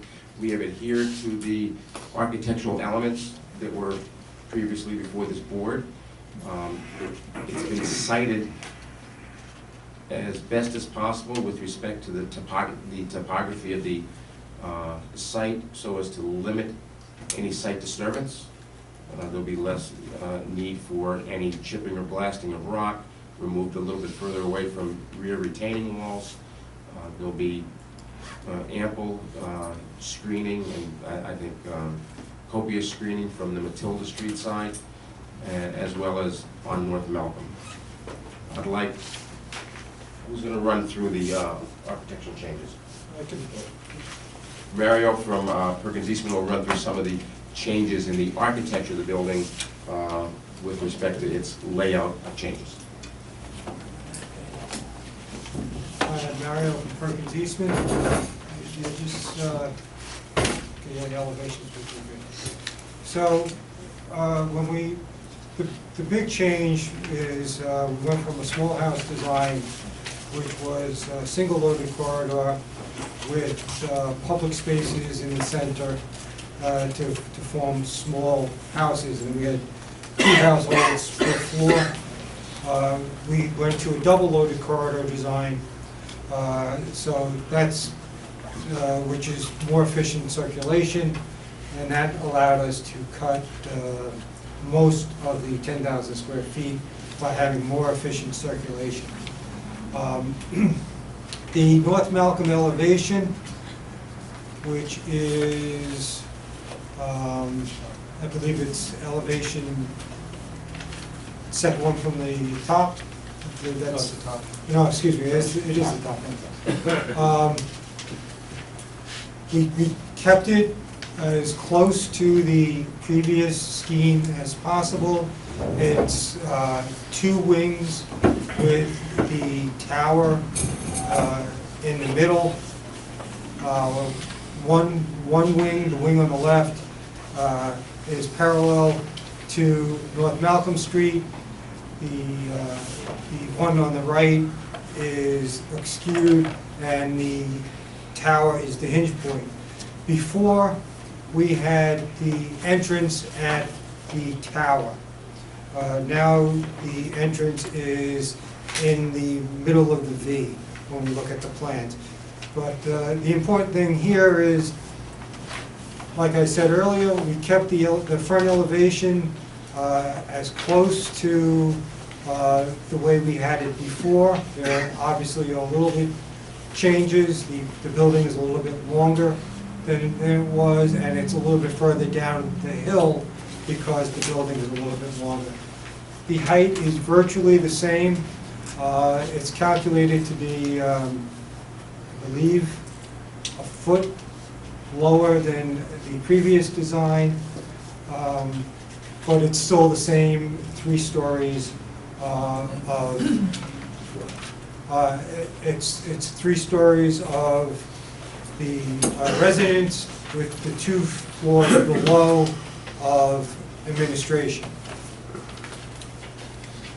You want to go to one of the plans, please? So, well, that's, you can see that is the basic feel of the design. We kept the same type of treatment of porches, the siding being either a mixture of shake and board with some stone at the base. Flip to the next page, please. We have the view sheds The view sheds are essentially the same. They're the same exact views that we showed previously,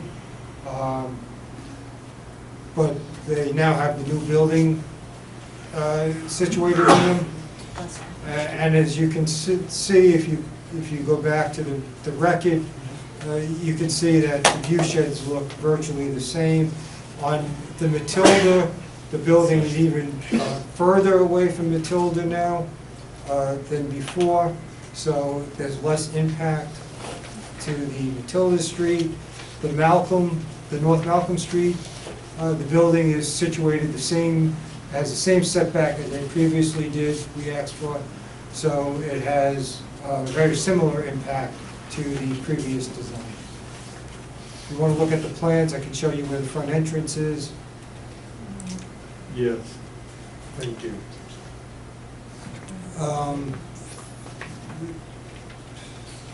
Okay. Flip to the site plan so you can, yeah, any other site plans. That's actually, That's a happy site plan. There was one that was happy. You want the green site plan? Yeah, Okay. thank you. There we go. Okay. So, we're keeping the parking, the parking lot entrance at the corner of North Malcolm and Matilda. That curb cut is currently there. We're keeping it. We drive south towards the building. There's a roundabout. It has a drop-off area. And then we have a covered walkway from the roundabout to the apex of the V in the middle of the plan. And that's right there is where the entrance would be. We have in the back of the building at the, you can see a patio. That patio overlooks the Hudson River view. And at the corner of that building is where we have all the public dining and activity room. So everyone gets to share that view of the river. The parking count is the same. We're keeping the same on the south end of the site where the hand is now. That is the loading dock entry. That's where we'll have garbage pickup, deliveries, and an ambulance drop-off. There is a small loading bay in the lowest level underneath the building. That will be able to handle most of the deliveries that they get, not all. There are some deliveries that they currently get on trucks that are too large to get underneath the building. But the majority of deliveries can be used by the loading dock. So what are you gonna do about those? They're still gonna go through the loading dock, they're just not gonna get into the building. So they're gonna be able to get around that? Yes, yes. You said they won't be able to pull into the loading dock, but they'll use that drive, They'll use that drive, yes. and that's adequate? The The circumference radius to- is adequate Radius. for the size of the trucks that they're planning on. And one of our comments was to meet with the fire department and make sure their apparatus can Right. make the turn and they're comfortable with the layout. Right, We and not use- just fire trucks, but delivery trucks, so they're not parking on the street Right. to make the delivery? That's correct. Yeah, we don't need to park in the streets. Do you have an overlay of Yes. Roman numeral 2 and Roman numeral 3? No. I have an overlay of where our building is now and where the existing building is. That would be. That's not it. That's not it? It's not enough. Okay. So if you go back I should, right. Unless you put it in there. If you go back out. Brian, question, the, just letter from the applicant on March 18th, was this after your memo, or was that simultaneous? It was after, so we had not reviewed the comparison, but from what we pick up, it seems like most, if not all, of the impacts are reduced because of the smaller building, less grading. So it'll be up to the board to Wait, was provide that their the findings. last scheme or the existing building overlay? We have the existing building. What's the opposite one? That's what we just saw? I don't know. I wasn't looking. Yeah, that's it right there. Yeah, but the other one I do think compared the last scheme to this. Yes, it does. Oh, you have that one too? It was an outline in like orange. Yeah. Because we had that when we met with Mr. Kahan and Oh, Joe okay. Torelli. Oh, okay, I didn't realize we had that drawing. If you don't mind. I apologize. Let him drive. You were doing very well, Davey, I might add. You were following the narrative. Yeah, actually. Right up through the Excellent service job. entrance.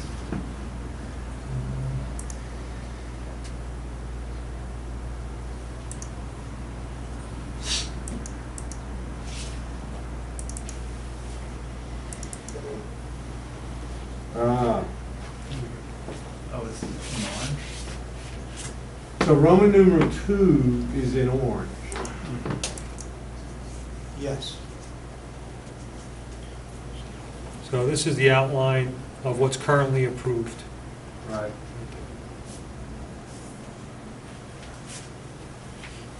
What's driving the V shape?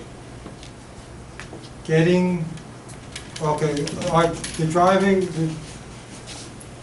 the design intent was to keep the front elevation that was approved previously as close to modify it as little as possible. That was one driving factor. The other driving factor is where the existing building is, because we need to have that building operational while this building is going up. So it's a very small site for us to work in. So that's how we got to the V. So that, which actually, the one element out into the V. yeah, I guess you can look at it that way. There was, one of the benefits of this was we used to have 15-bed households, and now the largest wing has 11 beds, but each wing has in the center of its corridor a lounge space, a smaller lounge space. So there's only no more than 6 rooms. I follow what you're saying. Can you scoot, can we look at the site, the parking? Sure. Is the parking count the same? Yes. Yes, exactly. Yeah, essentially, the parking lot layout is basically the same as, I mean, we had to reconfigure it a little bit, but it's essentially the same parking count. We have 69 spaces, that's what we had Right. on the currently approved. So the traffic circle is essentially Circle the is where it same was, place? Right, the circle is where it was, right. So the circle is where it was previously. The entrance was Yep. through here, Yep. now the entrance is here. This is the drop-off area, here's the covered drop-off.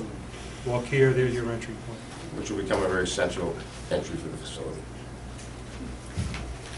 So the last plan had some elements of the original building process.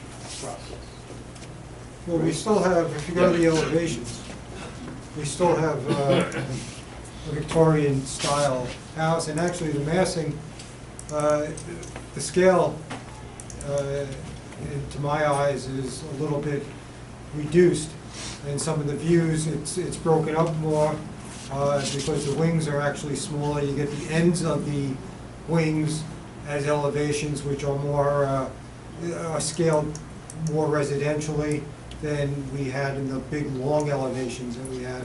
And then the long elevations, because you have the 3 elements of the elevation that's parallel to North Malcolm, which is on the left.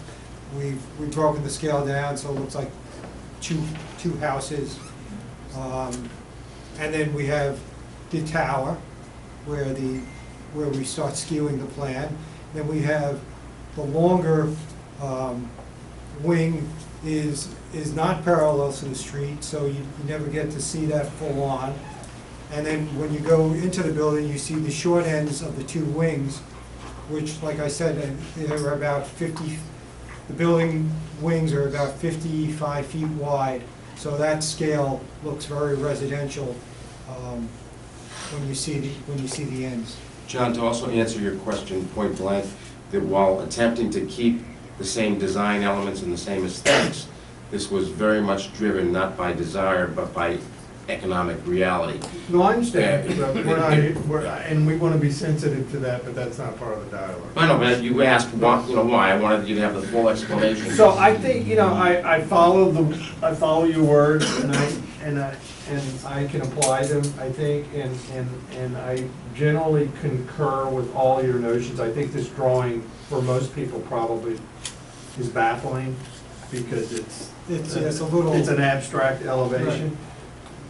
The only item that seems a little inconsistent with the plan is the comparison you're showing here. Before you even got to this, one of my observations was going to be, I'm buying into the narrative bullet points about the compact footprint and the less impact in those cascading items. But when I'm looking at the site plan, I'm thinking you're moving the building, shifting it on the site, shifting it toward the downhill side, which is going to increase the height, right? But as you move the building to the left, in this view, right, the building gets higher. And I see on the site plan, what I saw on the site plan doesn't appear consistent with what I see there in terms of where the dash line is in the edge of the building. Maybe I just missed it. That seems to me to be more of a shift. So here is the approved type, currently approved site plan limit. Here's our new limit. And I think that's to your benefit. If I were to gauge the corner of the building to here, right, and that's my gauge, and then let's go back to the elevation, which I suspect is not the same scale. no, that's probably not, that's. But you can see the order of magnitude, and as far as I can tell, you're suggesting that, right? Yeah. So there's something is inconsistent off there. Okay, we So- can look at that. Yeah, this just doesn't show the depth of where that dotted line is. I think it's one on one drawing and one on another drawing. It's one comparison on the plan and another If you comparison. go back, there is another line Further back. further right. back, yeah. Right. So, But all you of that can see, but you said- can see where the tower, go back to that other plan, you see the dotted tower? Yes. It's dotted triangle, so you can see how far we moved it down the hill. right. I We moved it- just think this line, We moved it to the length of the width of the tower, which is approximately 25 feet. I got it, and again, I understand the narrative, and I'm buying into, for lack of a better way to describe it, what you're suggesting. Other than, to me, I don't know how the math works out, but the buildings, you got more of the building higher than you had before, just by the nature of the grade falling away. If you go back to the plan, it still works out to be about 2/3, 1/3. That wing, we'll call it wing A, the wing that's parallel to North Malcolm, that is out of the ground more. Yes. I'm in agreement with that. It's a blockier presentation than what was there before. And that's the pedestrian and auto experience in the neighborhood. Right, if you're making up for it on the other side of the building where no one really sees it from the street, or it's. Well, what I was gonna, the other two wings are all Right, on grade. Pardon? The other two wings are all on grade, so 2/3 of the building is on, approximately, you understand, are approximately on the grade that the first floor entrance is at, which is, I get it, but still in the so end. that's why mathematically it works out. that It just comes out a foot lower. Yeah, the math may be working out here, but the perception along Right. North Malcolm is going to be. I And I'm think- not saying, and I'm not suggesting that's a game changer or a deal breaker. But it seems like it gets back to where we started years ago, where we were concerned about that swatch of Yes, concrete. I'm just- whether it was Which terrace was much, walls which was much or higher back in the foundation 120 or- So, unit. all I'm approval. suggesting from my humble point of view Yes, sir. is that corner of the building perhaps should have one more turn of the screw regarding how you mitigate that, the amplified piece of lowest level exposed. I think part of that is gonna be through the, do you have the proposed landscaping that? That's why you got Yeah. this whole pool of professionals to figure this out. Part Can of you show it the is, view shed again of Yes. North Malcolm Street, so Sure. the board can see with greenery what it'll look like? and we also have the view looking up the hill too. I think, you know, Maybe I actually think we're gonna have zoom another in. session at this. Can we get them, all of our comments? We can reflect back. I'm done. We got a long. I'm agenda. finished. That's the view There's looking the up view North looking up. Malcolm. See, but that's, do we have a view from Stone Avenue? From Snowden? No, we No, don't. we did not for this or the last ski. These are the same 4 view sheds that we had at John, the it last made me ski. think about, what do I see on Stone Avenue? Yeah, I think we, That's wide open. Last time, What's the view Uh, over one this way? that's the existing view in the same, of the Oh, same okay. location. That's the existing view without the building superimposed. So here's this is your existing view, looking from Matilda. Matilda, proposed. from Same Matilda. view. You score big there. So here's your corner of Malcolm and Matilda. Here's a proposed corner of Malcolm and Matilda. You can it's see the building. further down the hill, so it's Right. less impact from utility. Okay. Well, it's a good- Other things don't change, same historical elements, same attempted adaptive reuse where possible, the same donation to the Historical Society where not possible, to the extent that they want the materials, that they will be given first opportunity to have. Number of variances are the same, 6, but with a few of them being slightly less in magnitude. Traffic doesn't change. Construction phasing will change, be a lower construction period, approximately 17 months instead of around 2 years, which would be a benefit to the neighborhood. So what's your deadline this? Well, sorry? Oh, and impervious coverage is reducing because of the 10,000 square foot reduction in massing. Right now, and you may be able to update us if you've spoken to Lisa. We have a consultant up in Albany that deals with the Department of Health that has an application, and it has to be extended. Obviously, we're not gonna meet that June and July deadline that was originally there, so. So David, We're looking we for have a March.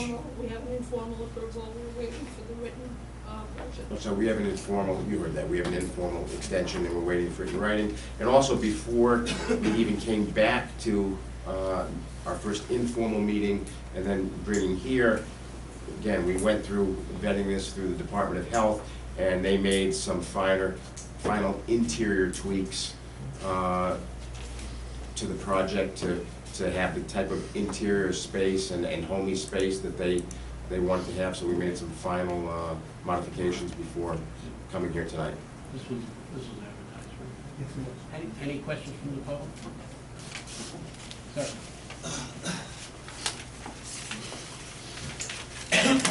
Excuse me, my allergies is very serious right now.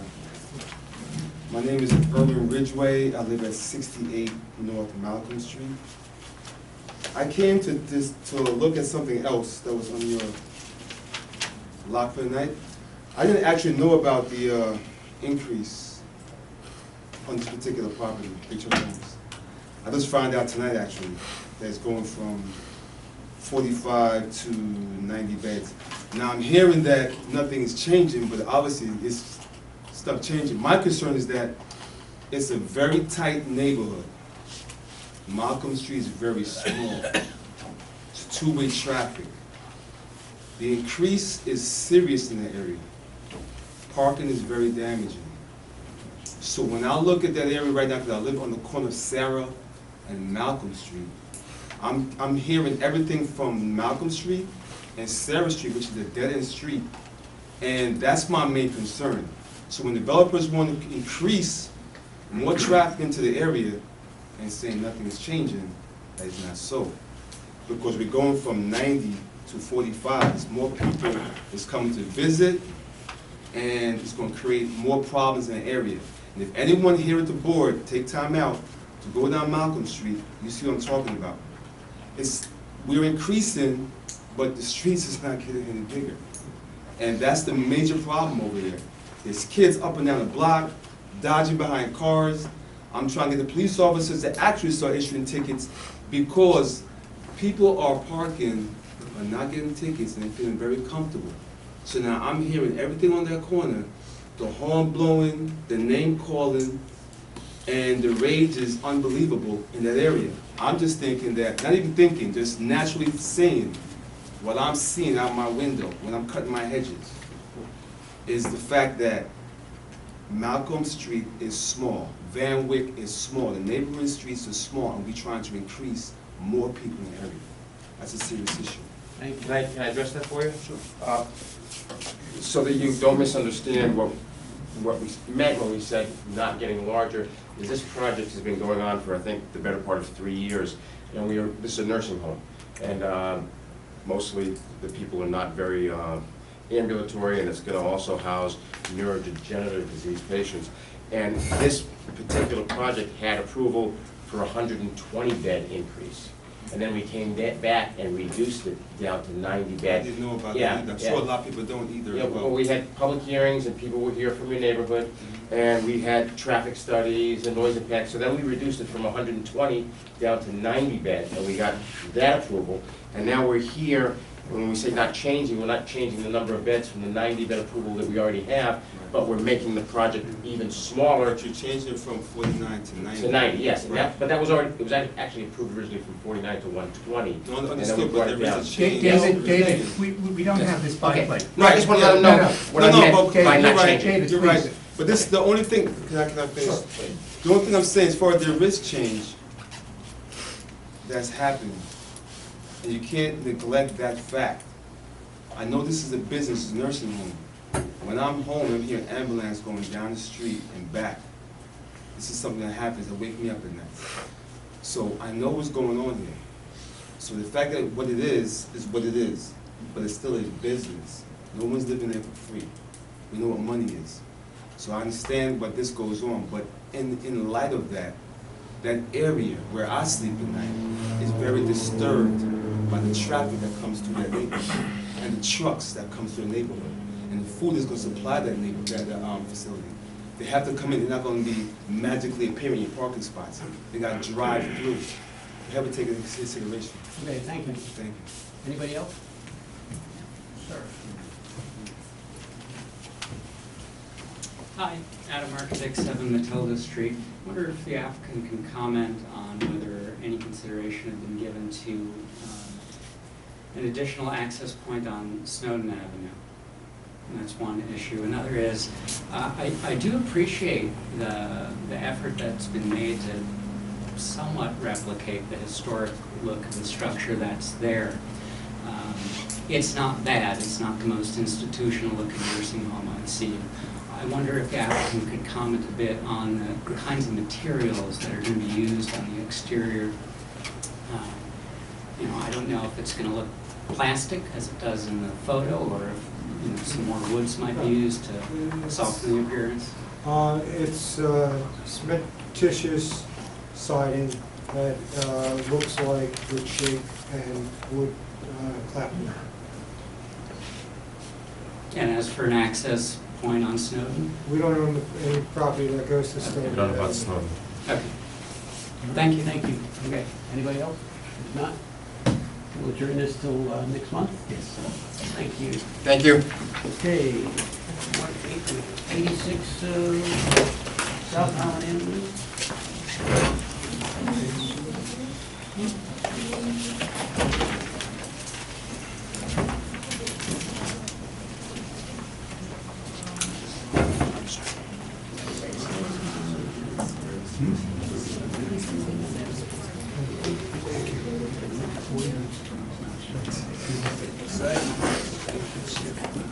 Since our last meeting, last month, we were asked to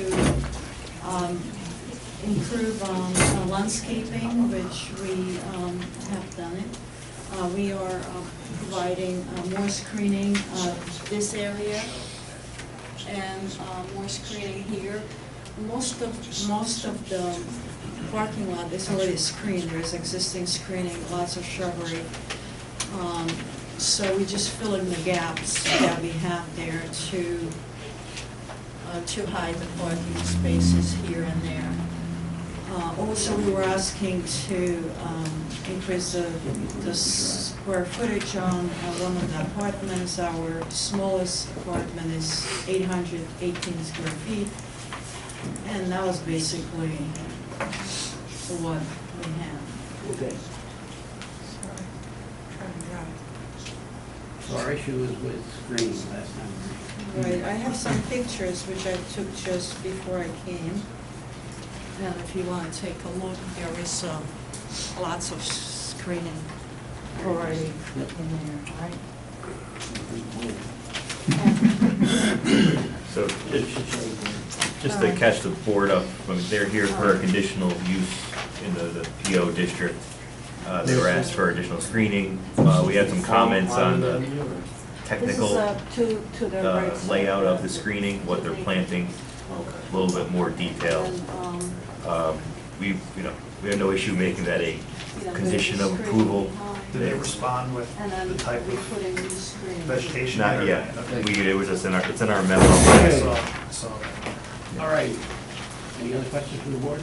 The only Kellert Sessions in the memo asked for the type of screening, or is We're that providing about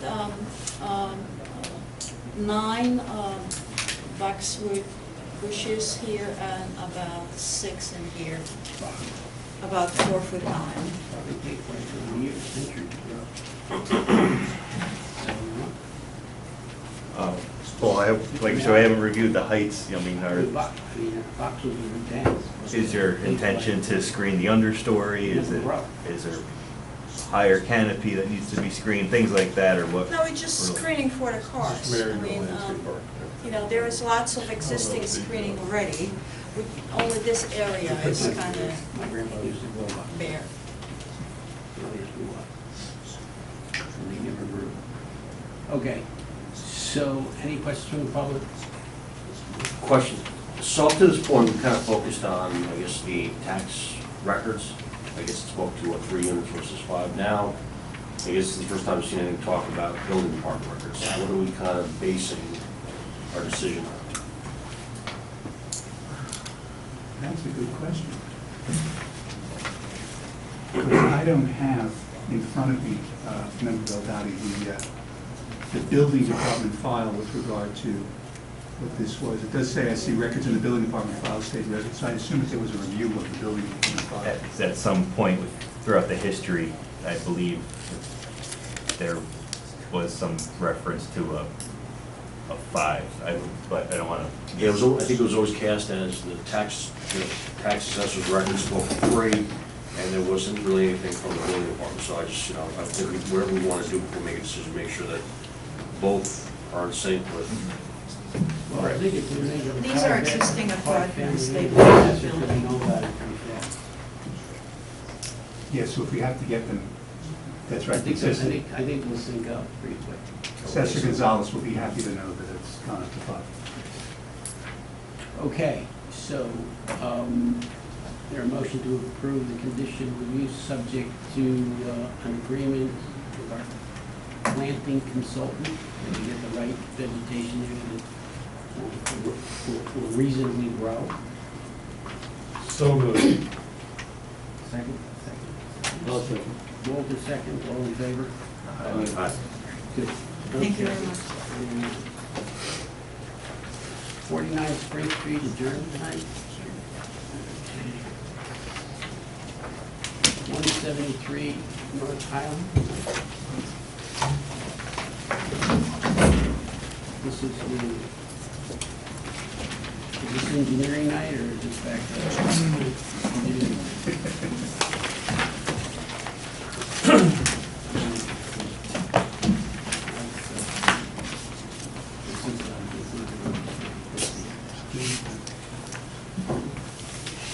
Okay. Well, the last time we were in front of the board, there was some engineering drawing had been submitted and to be signed and sealed. Since then, we got some comments today from Keller and Session. Of those comments, I just wanted to point out that we are proposing is going to be a lot line adjustment and regular subdivision. And I believe it's two different processes. Lot line adjustment and a subdivision. No, we're not proposing a subdivision. No. There are 4 lots, we're going to merge them. We're going to merge all the lots? Oh, we merged 3 of them, and then one of them is going to be a lot line adjustment. Okay, so It's the same application procedure under the village, whether it's just the process of moving lot lines, because you're gonna be left with new tax lots modified to what you I have thought that now. was a lot line adjustment, it was an assessor's office. Not to my knowledge, you know, you have to refile your changes to your lots that you have now. could you add?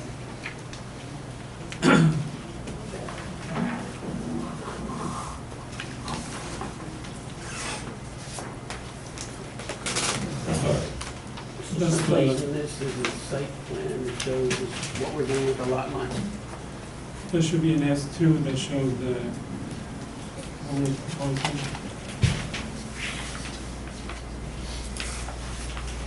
Let's see. No, this is the engineering drawing.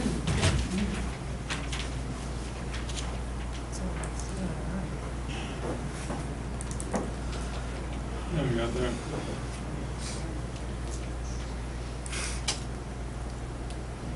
We don't have the all lots superimposed in the, you can see that you see in the center of the drawing, there is the proposed new lot line compared to 4 different lots that there were before. So, just to clarify this, and I don't know if Stuart, so this is, because it was my understanding that a lot line adjustment is not a subdivision. What we're saying that that's different? Yeah, I'm just writing the code here. The term subdivision may include any alteration of lot lines or dimensions of any lots or sites shown on a plat previously approved and filed in the office of the county clerk or register of the county in which such plat is located. So you're modifying your plat. Right, we will submit it too, but that's still, it will be part of the planning approval. Right, but then you also, so we have to do that first before any board can approve a site plan or any other modifications, you know, until we have a legal description that we could work off of. That lot line subdivision process needs to be in motion, if not finalized. And can that be part of the same process as we're doing this now? It's not a separate It issue. just have to be, since some part of it was not advertised, some part of it, that part has to get advertised, I'm gonna guess. But for discussion purposes, we can keep talking. So, what I'm saying is, we have a site plan application, I can amend the site plan to include the lot line adjustment and include the application for the, and that's all part of the same approval. I think this has to go first. Yeah. This has to go first. It can be potentially reviewed simultaneously, but at some point. That has to be reviewed, that has to be approved first. Right, there's an end point. So there's a and sequence to sequence. The hierarchy would be Okay, so subdivision. subdivision first and then the site plan approval. So, The furniture store building still on there, JP? I'm sorry? The furniture store building? still Yes, part of it? that will be self-storage, and we added 2 That was floors to it. And forgive me if I don't recall. The hatch area is, we were talking about an easement, but one of the suggestions from Brian, the current session, was that to have a blanket easement to cover ingress and egress, and I think that we're okay with that since both properties will be owned by the same entity. Well, for now. Right. It could be sold off, that's the Right. idea of why it's not one big lot, right? Right. So you gotta make it legal so that it works if one or more of the parcels get sold. But if I understand correctly, what Killen Session is suggesting is a blanket easement. The that easement, is as for long as the easement is in perpetuity, it's probably not a problem. It's got to be recorded and run with the land. Right. But it won't be determined, we won't have to determine exactly like we have now. It's just egress and egress. Well, you do, because we have to make sure that one parcel doesn't, affect the other parcels detrimentally. So we all have to agree that the easement that is negotiated, since it's for access, has to work. Right. So you really need to have that mapped out pretty clearly. Okay. Right? Okay. And I think engineering wise, I think most of the comments have been addressed. I think you address the comments and make sure you're clear about the easement. Right?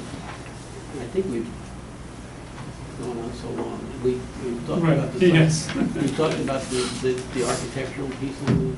Yes, we have, I mean, this is like the third time we come Nothing around. really changed there, right? No, choose the use on the fourth floor. It used to be a gym, now it's gonna be self-storage. Okay, but the facade stayed the same. Yes, Does it? It stays the same. yes. Yeah, I apologize, I can't, maybe, perhaps I wasn't here. I recall, There were a lot of discussion about the glass and how you're gonna deal with right. what it looks like inside the glass. Yes. And I remember that discussion regarding the self-storage elements on the upper floor, and then the arcade element on when it was. We can provide a revise. But I just didn't remember us discussing that lower band when it became self-storage. And maybe we did. We did. Okay. All right. I trust my colleague, Walter All Love. right, so we got a going forward plan now? So, your easement, and I believe there's a couple items that are the engineering that. Right, yeah, address. still some outstanding issues. I would just advance the subdivision process so we can do it simultaneously, as Yeah, mentioned. Yes, We try to nail that all down for next month. yes. And we'll do a notice with regard to Right. that. Okay. Okay. Any other questions from the board? Any questions from the Give me long public? enough. Yeah.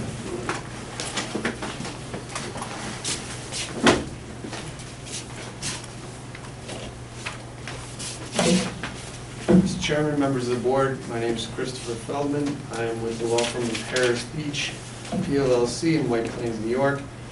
We represent Global Partners, the neighboring property at 171 North Highland. Previously, back in November, there was an earlier submission of this project. We expressed issues that we had at that time with the project. We have since been able to review, having recently received a copy of the new plans, or I should say the new site plan application. We still have some of the issues that we previously expressed in our November 8th, 2017 correspondence. Namely, I think, especially in reviewing the most recent site plan, specifically S2, they're still proposing to put two principal uses on now two properties. Previously, when it was one property, they were looking to put 5 principal uses on. It seems that they've walked away from the gym use. But when you look at the zoning tabulation on S2, they list self-storage and warehouse facilities for lot number 2. Both of those are principal uses under the village's zoning code. And then, if you look at the zoning tabulation as well for lot 1, it lists retail or snack shop, but then it also appears, and maybe I'm wrong, but it seems elsewhere they refer to a gas station. Automotive use is one principal use, a retail use of a snack shop is another use. Additionally, it appears that they have a drive-through facility, which is an accessory use. I haven't seen any real application or notation as to that. You know, we have a small station just down the road, right next to it, and it seems like this is going to be an over-intensification of this parcel, which changes what's going on there now drastically. And it's our position that you can't have multiple principal uses on the property at this time. Now, when this first bubbled up, I went back and looked, and perhaps I'm missing something. Do you have the sections that you're pointing to here that you can share? Well, I've previously cited them in my prior submission. I know you cited them. I attached them as exhibits to my prior submission.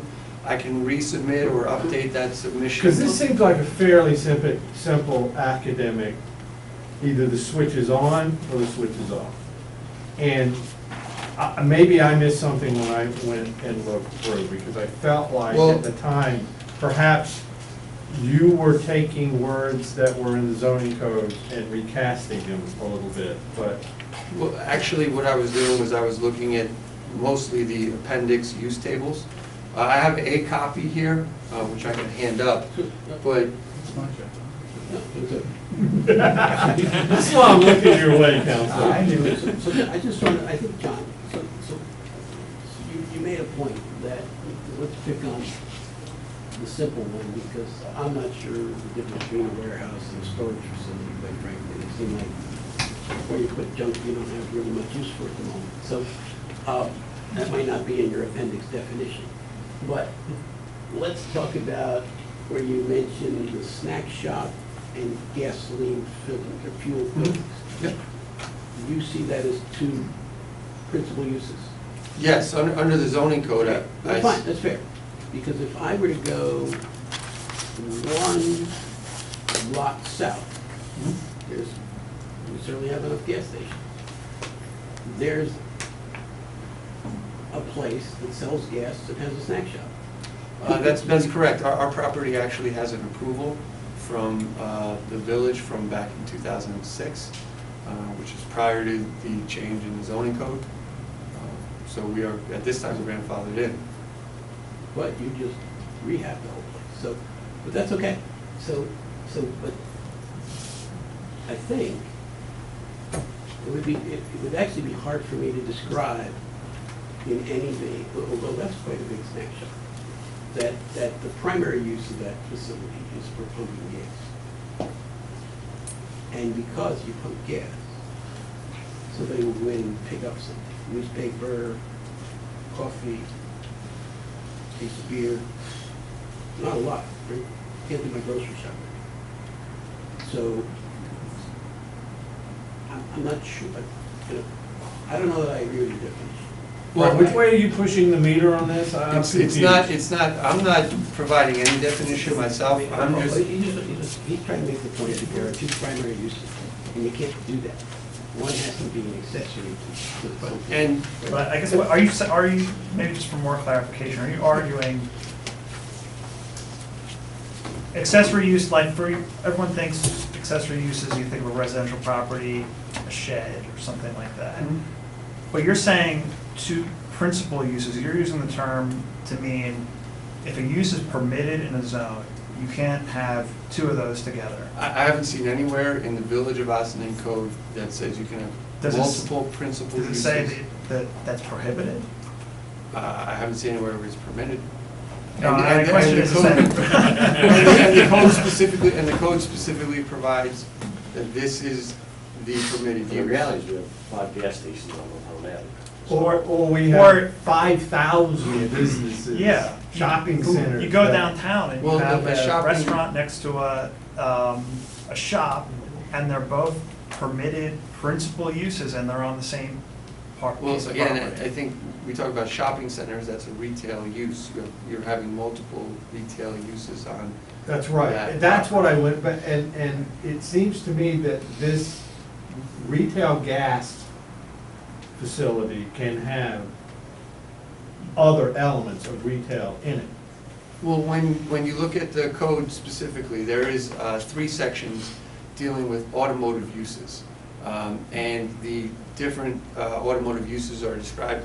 I would say the easiest way to explain it without going into too much detail is you would have a gas station. Then there's another intensification of that use where you can have a gas station and I would describe it mostly as minor repairs, oil changes, that kind of thing. The third thing would be you would have a gas station and repair bays. So that's what the code provides. The code does not say anything, and it I'm not specifically sure I says. agree, I thought I went back and looked at this. Anyway, you know what, this is, we don't need, it ought to be very simple. We got you. And, you know, Let's Got it, and I got the prior objections. Okay, we got it. Thank you. Anybody else on this? If not, we'll adjourn this till next month. Okay. Okay, 35 Kroger, we've been looking at this since November. I think we can take this off without prejudice. When you come back when they're ready.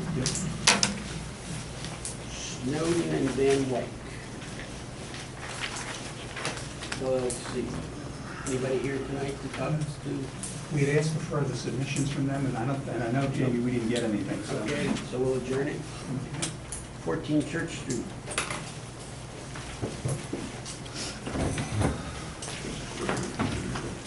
Want us to take 5, Stu? 3.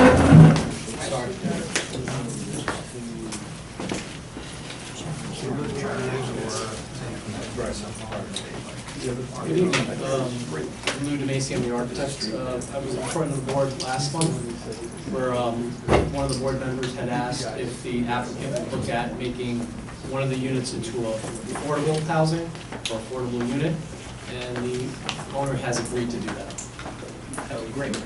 Okay. Is there any other questions? You need, What was that? also need a parking. One unit affordable. One unit's affordable. Is it gonna be, which of the proposed units is gonna be the affordable? So we have a studio, and the rest of them are all one bedrooms. It's gonna have, we'll make it a one bedroom. Good. Everybody happy? Anybody here to speak to this? So under the conditional use, that's a condition that we can impose upon the project with our approval. With the And you need applicant's consent. and you need a parking. We're asking for a parking. Okay. So everybody realizes this is on the west side of Route 9. There are additional environmental considerations we have to take into consideration as we pass this resolution. I don't think the obvious answer is it seems like it's going to have less of an impact than doctor's office if people running in and out of parking. But we do have to sort of annotate that in the resolution. Okay, so is there a motion to approve the plan as submitted if the stipulation that one of the one-bedroom units is considered affordable? So moved. Second. In favor? Carried. Great, thank you. And that's 80%. Yes, that would be the 8, yes, correct. Got it, please. What was the other option? I think there's a proposal to knock it down to 60 for all. We are, under the current ordinance, we are at 80% there. So no architect. But actually, this is, It's an optional. we could have made this, I guess, whatever we wanted. But Okay. we made it 80. 80, that's fine, thank you. All right, okay, 185 Croton Avenue. Applicant is seeking cut and fill permit. Anybody here? Well, let's hold that off for a minute. And I know Hudson Point LLC is here, 65 North Malcolm Street. Apparently you came to speak to it, but there's nobody here to present it.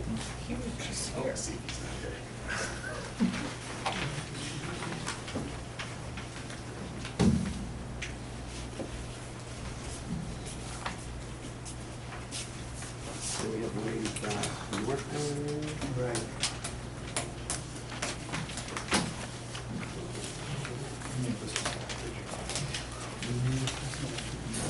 Sorry.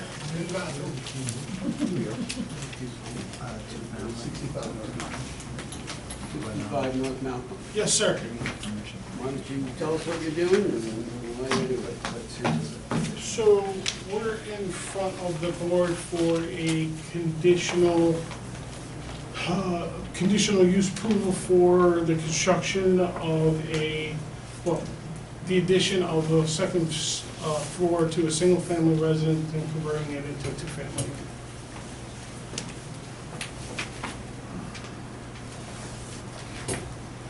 Okay. We did bring samples for the BAR portion. I don't know if we're doing that together or not. Yes. Okay. If anybody would like to see them, they should be in your packets, but I do have samples here if you'd like to see them. Sure. Perfect.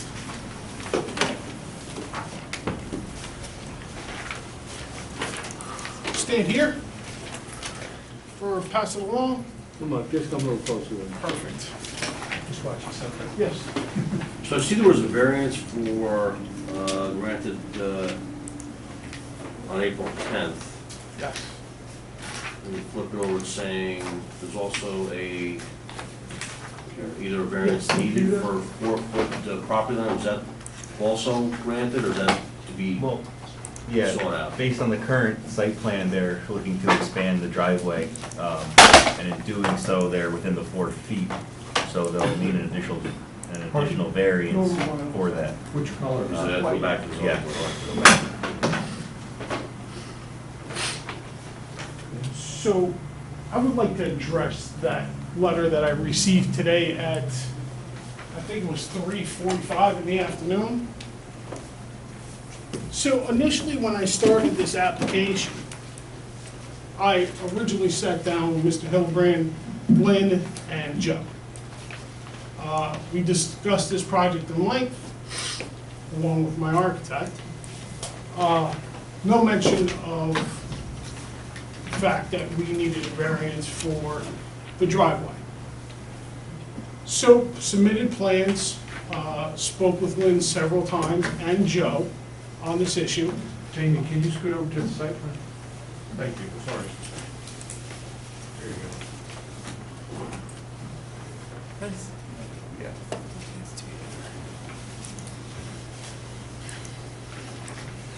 Continue? Yeah, Sorry. sorry. It's okay. So at that point in time, when I was sitting down having a conversation with Lynn and Jamie, Lynn and Joe, we had a discussion about who to come to first, the planning board or the zoning board. And at that point in time, I believe you guys had gotten a copy by mistake, but we had made the decision of going to the zoning board first to get our impervious and our square footage. So we submitted the application, we go in front of the zoning board, and chairwoman, very nice lady, informed us that we did not have the zoning worksheet fully completed, and that we had to table that meeting. And council can attest to that. We had to come back because Councilwoman had asked us to completely fill out the form. Internally, there was some kind of a conflict, whether I was told that we did not need to fill out the whole worksheet because if the zoning ever changed, it would all be non-conforming to the area anyway. So, redid all the paperwork, filled out my worksheet, and it was acceptable at that meeting, and it was approved. Again, no mention to the setbacks for the driveway. Now I get this letter saying that we have to go back in front of the zoning board for a parking variance. Other things that were brought to my attention were we would need a topo for a flat surface backyard. I'm looking to spend $2,000 for somebody to tell us that it's a flat area. Number 3, erosion detail. We're not stockpiling any kind of dirt on the property. We're just putting in a driveway. If you would like, in my construction documents, I can do a site plan or a driveway site plan for you, and it'll show you all the items and everything that are gonna be done for the driveway. That, I have no problem with that. So this is where I'm at in front of you guys today. Okay. So.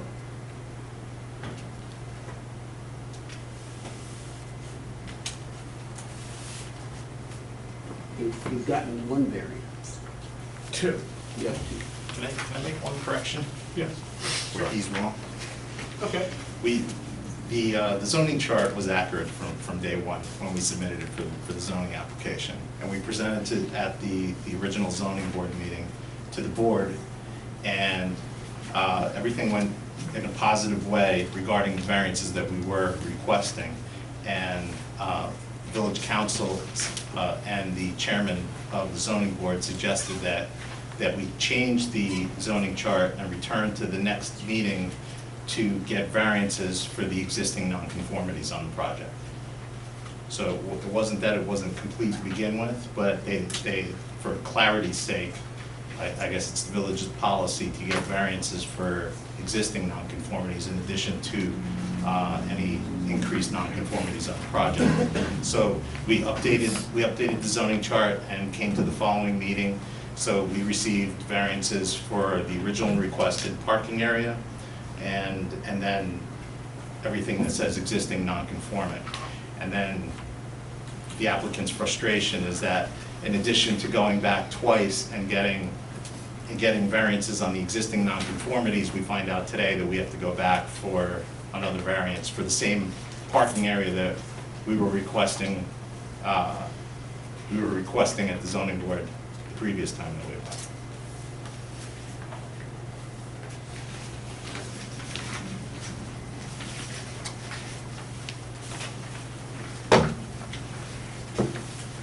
I see the driveway goes almost to the property line. Right, And this is for that's- the extension? No, Or- it's the variance is The all driveway's driveways existing. must be 4 feet from property line, any pavement.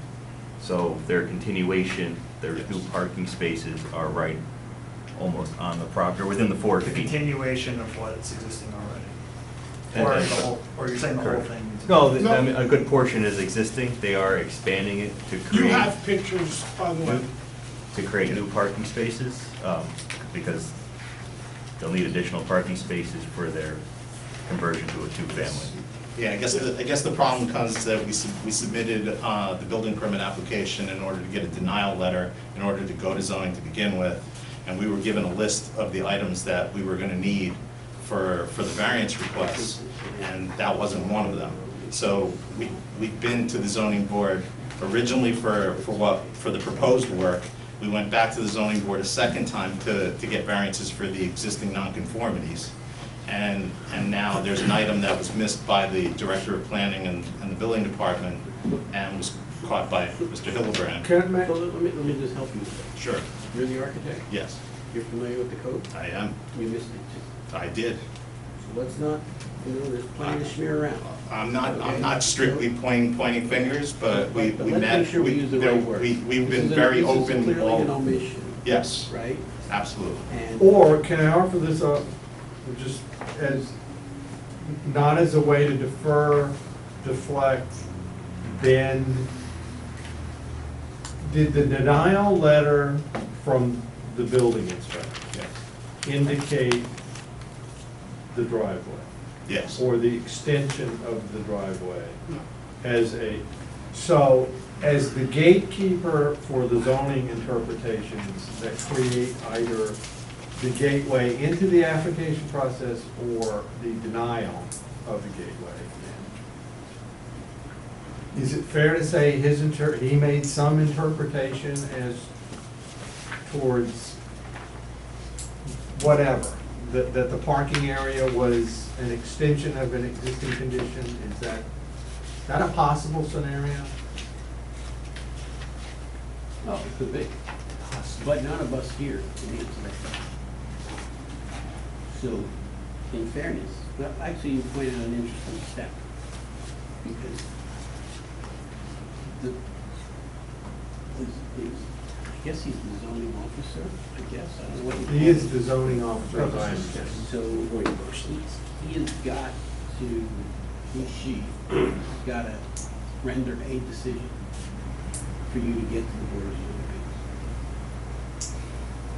So, you might want to talk to the building inspector. Well, we did talk to him. And what's his current view?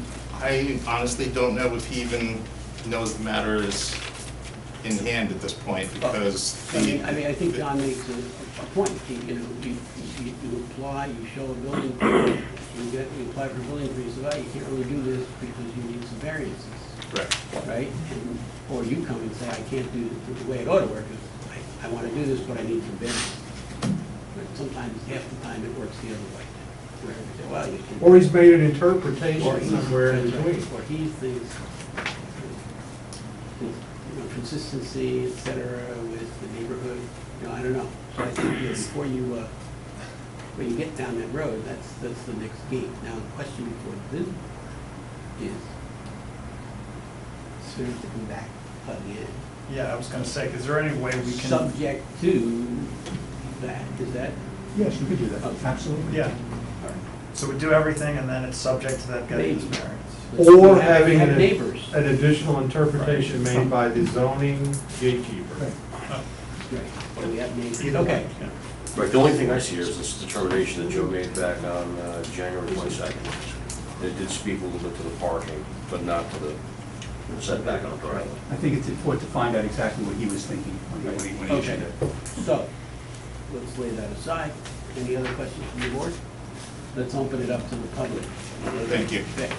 Or with us tonight, sir. Again, it's just my same issue I had, so I had to reiterate what I said earlier. It's the same thing that applies to the address. And it just comes down to the parking issues, the cars that's coming in and out of Malcolm Street. And I have to really voice my opinion on that, because this particular lot is small, the driveway that's in question now is very small. And the foot traffic there is a lot that comes down on that side of the street. And it's adjacent to Dead End Street.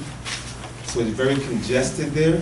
And as you can see, there's lots of multifamilies already on Malcolm Street. And it's getting very saturated. So that's why I'm really speaking out about it. I'm here with you guys at this time of night, trying to express this, because it's very serious. And a child have gotten killed on the street before. People have gotten hit. It's very serious there. So you want to come to a neighborhood and build these multifamilies, not realizing that it's damaging the area, very bad. No one's talking about doing anything to the street, to the potholes. The streets need to be redone, and it's not happening. So,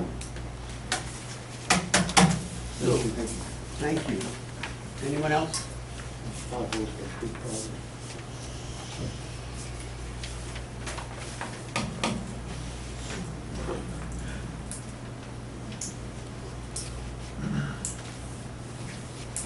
So I feel like we have to address your comment.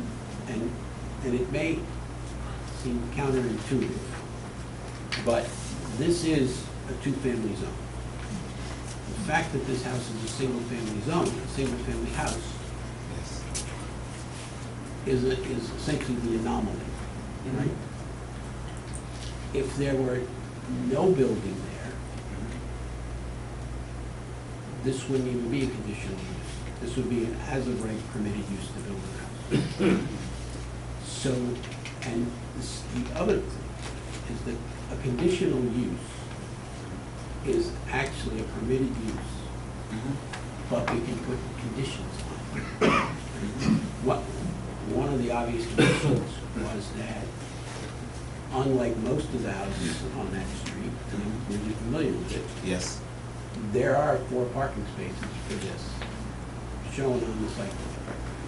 So there's off-street parking. They made a conscientious decision to do something to minimize some of the things that you talked about today. Not gonna eliminate the traffic so much, but it's gonna eliminate the congestion part, because they're not gonna add that. It's probably not the answer you want to hear, but this board has, you spent the whole night here, the constraints we operate are sort of very clear, is that we can impose conditions, but we can't necessarily say no to a permitted use. No, I understand everything you said. I'm fully aware of everything you said word for word. And I know that me saying what I'm saying still doesn't, it kind of falls on deaf ear almost because of the usage of the area in which they're getting this, the multifamily being done. But I still have to point out, at some point, when does it stop? You're in the zone, you continue to have multifamily use, come and change, so on. The neighborhood's gonna end up being a different type of neighborhood with all the multifamilies that's there. That is a... And that's my issue right there. And I tell you what, nobody agrees with the statement you just made more than me. And I think we need to figure out how to address that. Because at some point, there's gotta be more to the regulation than the letter T in the T-zone. Exactly. And it's gotta be bulk, height, and size requirements that we Right. don't necessarily have. Right. Right? But coming soon, not sure when, is one more turn of the crank of the comprehensive plan and the zoning. Right. Okay, and then there will be vehicles for you to address that in a very serious way. Okay, but thank you. Thank you. Okay, so that being said, is there a motion to approve it subject to the granting of the variance? For the interpretation. Either way, they'll resolve the issue with the. Right, got it. All right. Jesus, second, all in favor? Aye. Opposed, carried. Okay. Moving right along. Thank you. 185 North Highland Avenue. Yes.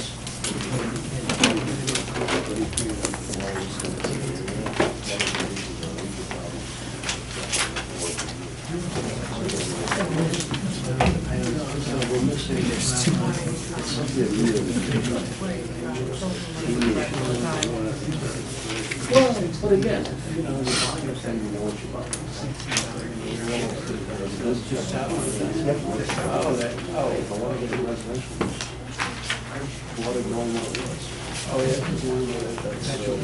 That's a discussion for another day. Okay, I think I just, by the way, as a matter of form, I signed, change out the windows as a Administrative. administrative process, because they're replacing all the front.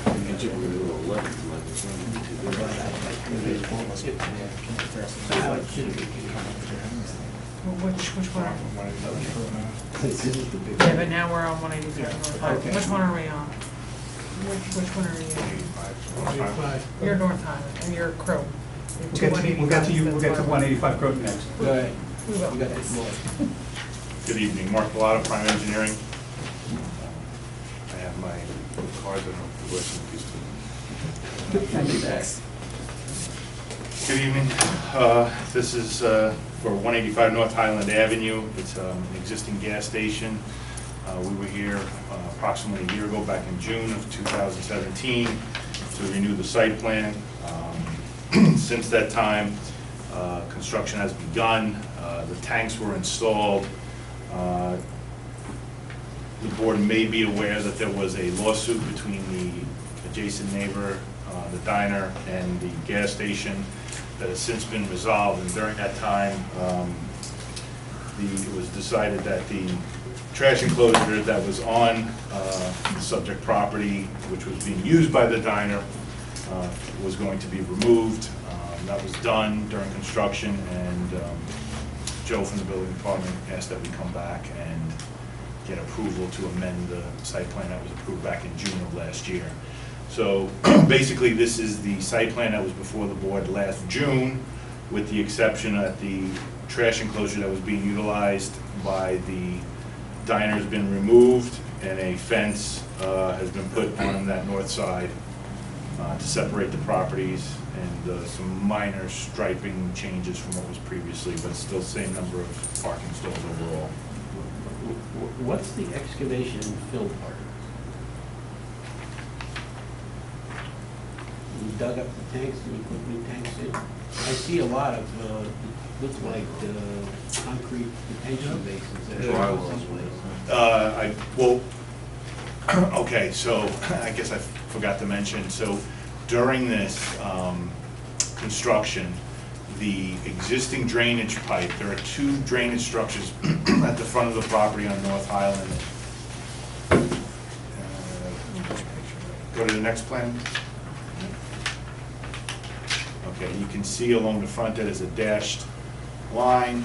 Yeah, right, that line right there. So there's two basins that were there, and it had an overflow. On the north side, you can see another line, and basically that pipe daylighted out the side of the hill. During the construction, when they ripped down that area and put in, got rid of the trash enclosure, graded that area, that pipe was uncovered. And subsequently, the neighbors to the west there called and complained, and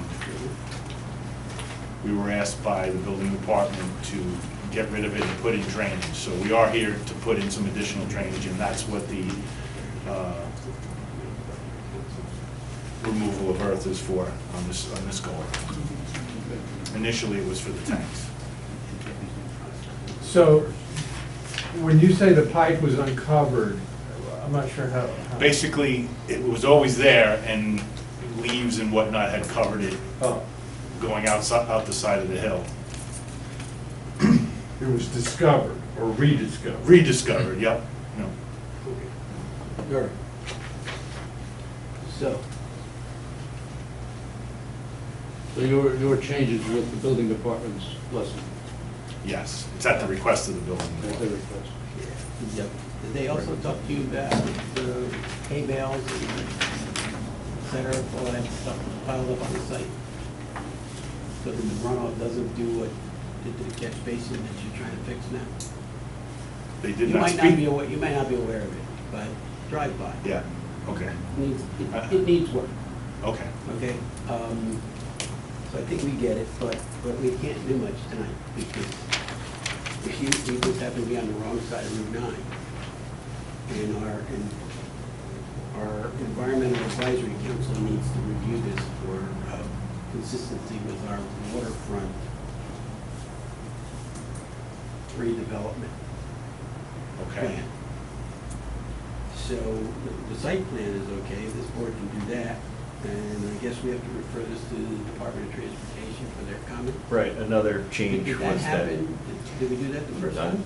A different, in this plan is that they are calling out a new sidewalk, which wasn't on, might have been on one iteration of the previous plan, but the approved plan did not have it. It was a condition of the approval. The board asked that we replace the sidewalk. Right. And we've submitted to DOT, and we've received comments as of last week, and we're revising and resubmitting, hoping to get our permits.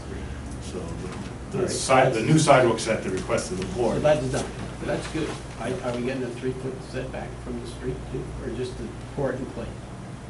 I'm sorry, a 3-foot setback? Well, you know, if you were on Route 9, you've noticed that there's a varying median between the sidewalk and the street. And the goal of this board, the village board, has been that when we have the opportunity and the space, that we would recreate that buffer so that when plows come through, it goes in the buffer, it doesn't go on the sidewalk. You know, it gets a little wider because posted sidewalks, two people really can't walk down the sidewalk down 4 feet wide. So there's some benefits, but I don't know. So that should be up to the village administration to figure out what the sidewalk looks like, because we have some streetscape standards that we really need to comply with. So I think you've answered all our questions. We Okay. just have to wait for the EAC to. So before this board can make its decision, it'll have to wait for the environmental. We have a board, right? We do, and in fact, you can try to get you on for their June agenda. So that way they can do the recommendation, we can have you back here for at the next June meeting here. Okay. So I think that will work Can out I- well. Could I just ask, I know it's your property line, what impacts that fence will have on the everyday circulation around the diner? From the corner of the diner to the property line is 10 feet. The fence is shown slightly off the property line. So, Is that in for total- deference to the diner? Is that something you worked out with him? That's me being a practical engineer. So, and not to belabor this, and maybe it's later, right? The fence, the introduction of the fence was the result of the dispute between the diner and the gas station? Is that a fair I believe so, analysis? yes. So, the fence then, in my humble opinion, represents bad planning techniques, right?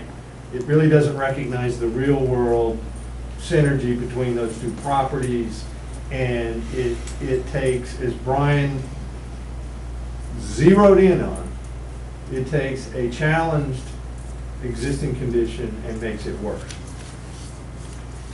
So it's just feels like one of our core issues here is to try to steer good planning notions around, especially in circumstances like this. Is there any accommodations that you might consider? I cannot speak to that. I represent the person who leases from the owner, so I can't speak for the property owner.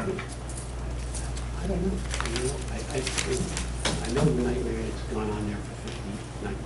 It was when the Greeks ran it, it was pretty tight. And then it's- There was no fence, for the most Well, part. because there wasn't people encroaching on somebody else's property. So when people are using your property and you don't want them to, you put up a fence. Or you work out a way that you want them I to. don't want them on my property. Well, but I can share good examples of that taking place in this village every day, I know. where people work together. And we don't pave more area, we work together. Maybe they'll, well, that's true. Maybe we dig it up. And so they certainly don't need that for parking, but they need to fix the other problem. So I think that's right. So if there's a way that you can beautify that, Become good neighbors. that line between the two. that I'll would be- speak to my client. I'll Everybody speak to would the be owner. happy with that. I think so. But, nobody here told you that the diner should drive over your client's property because they can't figure out how to get out of their own property. So, okay, you good? We'll adjourn this? All right, so, 121 Main Street. Oh, I have some things to add to this. Oh, you do? Yeah, Oh, okay. sorry about that. Sorry we didn't. Hello, everyone. I didn't. So let's try to be good neighbors. I'm having a really hard time with that right now, and I'm going to reread some of the points from the agenda. So, I'm it's sorry, saying- can you identify yourself? Yeah, Diana Lopez, a resident at 8 Beach Road, to the west of the gas station. Is it downhill? Down the hill, yeah, right, the house right below that. So the first thing I see here, it says applicant is seeking an excavation and fill permit. That was done. That's already completed. They excavated, and there's a big mess back there. Also, the approval to remove the trash enclosures, that was removed as well. So I don't know if that was given before the permission to do so or not. And the installation of a new fence in the drainage system, that's where I have a really hard time because the drainage system in the pipe that we were talking about before, I was not aware that there was an existing pipe.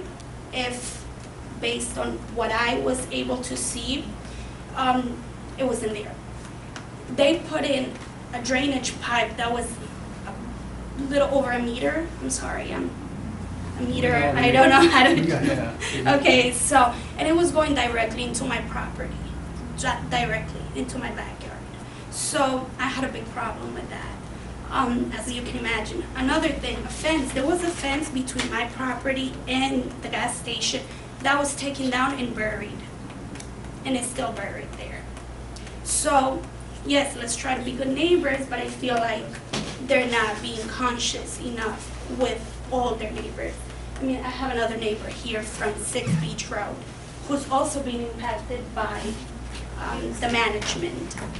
I'm sorry, when you say the fence was buried, you mean it was pushed down and covered over? Into my property, and they actually extended the line. I mean, I'm pretty sure that belongs to them, but the fence was here, they buried it down and made the land flat, moving closer to my property. It Was was the just fence pushed, the mentioned in the fence was bill? just knocked over, As and a then dirt fill was over? dumped on top of it in terms of buried, like it was just pushed over with the machine. This pipe that feeds into your property, is that something new, or was that always there? It wasn't there. not there. They claimed that there was a small pipe there. I never saw it, but the one placed by this management group was new. I did report it. It took about a month and a half, and it was removed about 3 weeks ago. So the big pipe that fed into your property is gone? Yeah. Yeah, I called the inspector, and he came over and had it removed. Good. So Brian, all the calculations are zero discharge. Right, they're mitigating, they're reducing what's being generated. Where does the water go? The overflow is directed towards the neighbors to the rear, that darker. Why would we do that? There's only so many, I would imagine it's the only place to get gravity pitch.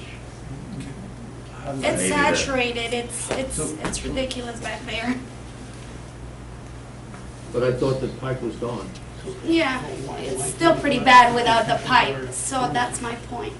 As it is, it's a pretty saturated land, so And then the water runs off that into your property. directly, and it was tons of water coming into my property every time it rained. I mean, that's why all those dry wells were in those chambers. And that's why we're before the board tonight, is to put in those dry wells. And there are record documents that show that pipe going off. I know you never saw it, and you did complain, and we're here to put in that drainage, which isn't cheap. And quite frankly, I'm surprised my client agreed so readily to put it in. So I think it's a win-win for everybody. So basically, there was very minimal capacity existing in those things. When it was uncovered, that pipe was found to be collapsed and filled with dirt, and they replaced it in kind, and that's when Mr. Lopez saw it. And so I'm gonna just go back. Sure. So I don't think that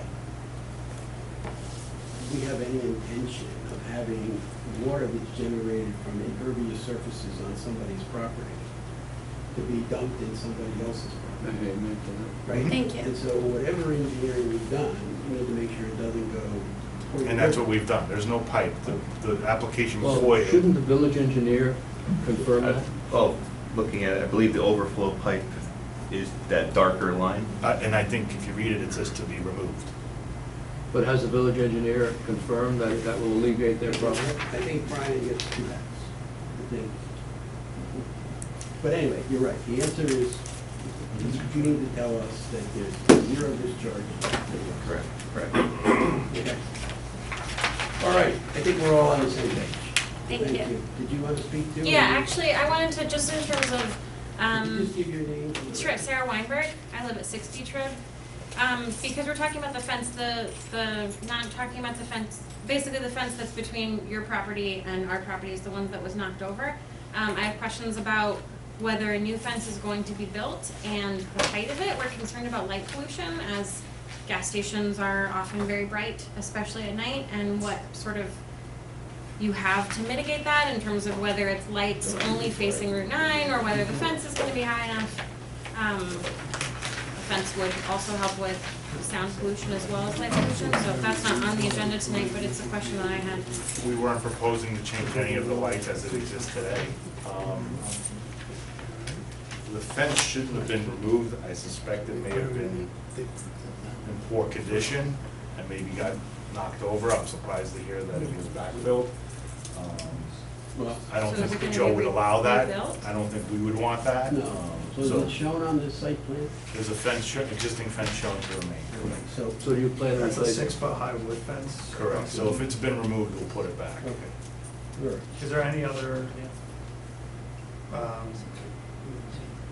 I mean, this, you can't tell from this overhead site plan, the effect that light would have going back, but is there any other type of screening or anything? So Right now, there's only the canopy lights, which project down underneath the canopy, and there's one existing light along that property line, and there's a 45, 50-foot buffer with the neighbor. So, as well as it's heavily wooded, so. During summer, it's heavily wooded. Correct. During the winter, it's completely open. Have you experienced light problems in the past? Well, the gas station was closed this past winter. It's been closed for about 2 years, so prior to that. We just moved in last March, so I'm not sure. I mean, I don't know. It was mainly the sound pollution, not. Okay. In the last board's approval, there was a stipulation that after 11 o'clock, the lights be dimmed. Right. We intend to adhere to those. Thank you. And this will, you'll get another notice because the Environmental Advisory Council will be reviewing this too. And So- I'm sorry, but one last question. About the trash enclosures, I didn't quite understand what you presented before. Are you coming to an agreement with Dee or, because I'm getting all the trash in my property as well? This is the trash enclosure here, that's what's been removed, that was what the diner was using. It's been removed, we paved this area, well, it was paved already, but now we restriped it for parking here. And we put a fence in there. So is there going to be a trash enclosure? No, it's been removed. So well, I guess the question is, since Dee What does Dee do now? Yeah, what Dee Dee's in trash I can't speak to that. That's a job. I'll ask them. That's Go a job. Yeah. All right, yeah. We're friendly with Dee so we'll ask. So, we'll have the building department. Okay, thank We you. don't need to. Okay, thank you. Thank you for listening to Okay. us. I'm sorry, as part of the environmental, is it possible to ask for evidence that there's been proper soil testing and any reports that will show that, I mean, it's a gas station having just, we have families and want to make sure it's safe. Is that possible to request? Raise all those issues to the Environmental Okay, Advisory great. Council. All right, And thank you Stephen, so much. Do you know the date this is gonna be in front of them, so that they can? It'll be, I think it's the first Monday in June. I'll have to check. It's coming up very soon. Okay. June 5th, so 5th. Great. And so, but because it's a very light agenda, we'll try to get that on the agenda. We'll touch base with the applicants so that they can do what they have to do. We'll get it on, I think June 5th, this room at 7 o'clock. Thank you. Thank you so Okay, much. thank you. Now, we'll adjourn this one. Did we find the Okay, so 185 Croton?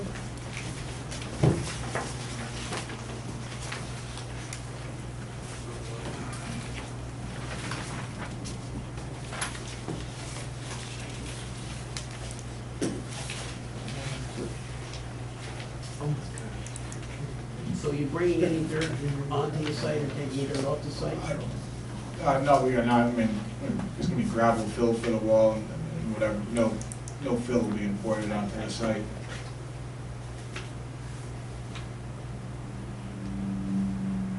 is it gonna be? Well, How high is the existing wall? the existing wall right now, I mean, it's I guess we'll call it an interim wall, is, I don't know, 5 to 6 feet, something like that. So what's this gonna be? Well, the wall I'm showing on here right now the maximum height is around 10 feet. I was talking to the owner tonight, he may want to downgrade this wall a little bit and move it up. But that's what's being shown right now. But again, you know, the type of wall is irrelevant as far as, you know, importing. I mean, we still have to import gravel and that goes behind any retaining wall, but no fill is going to be imported for grading or anything like that.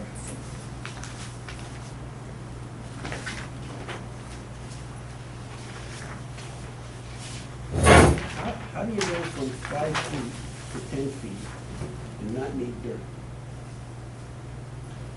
It's a cut. I believe, right, it's a cut wall, you're cutting the rear yard. Yeah, we're gonna- So we're gonna- their yard's gonna be lower than the neighbors. So they're removing. Oh, you're gonna dig down. That's different. Well, in this scenario that I envision here, you know, I'm maximizing the yard space in the back, you know, build the wall up, and then, you know, we're gonna bring in, we'll fill in behind it with the gravel. It's just, and the thickness of the wall itself, you know, will eat up some of that space. So we're gonna, and there's gonna be some dirt moved around. I mean, there's a shed there.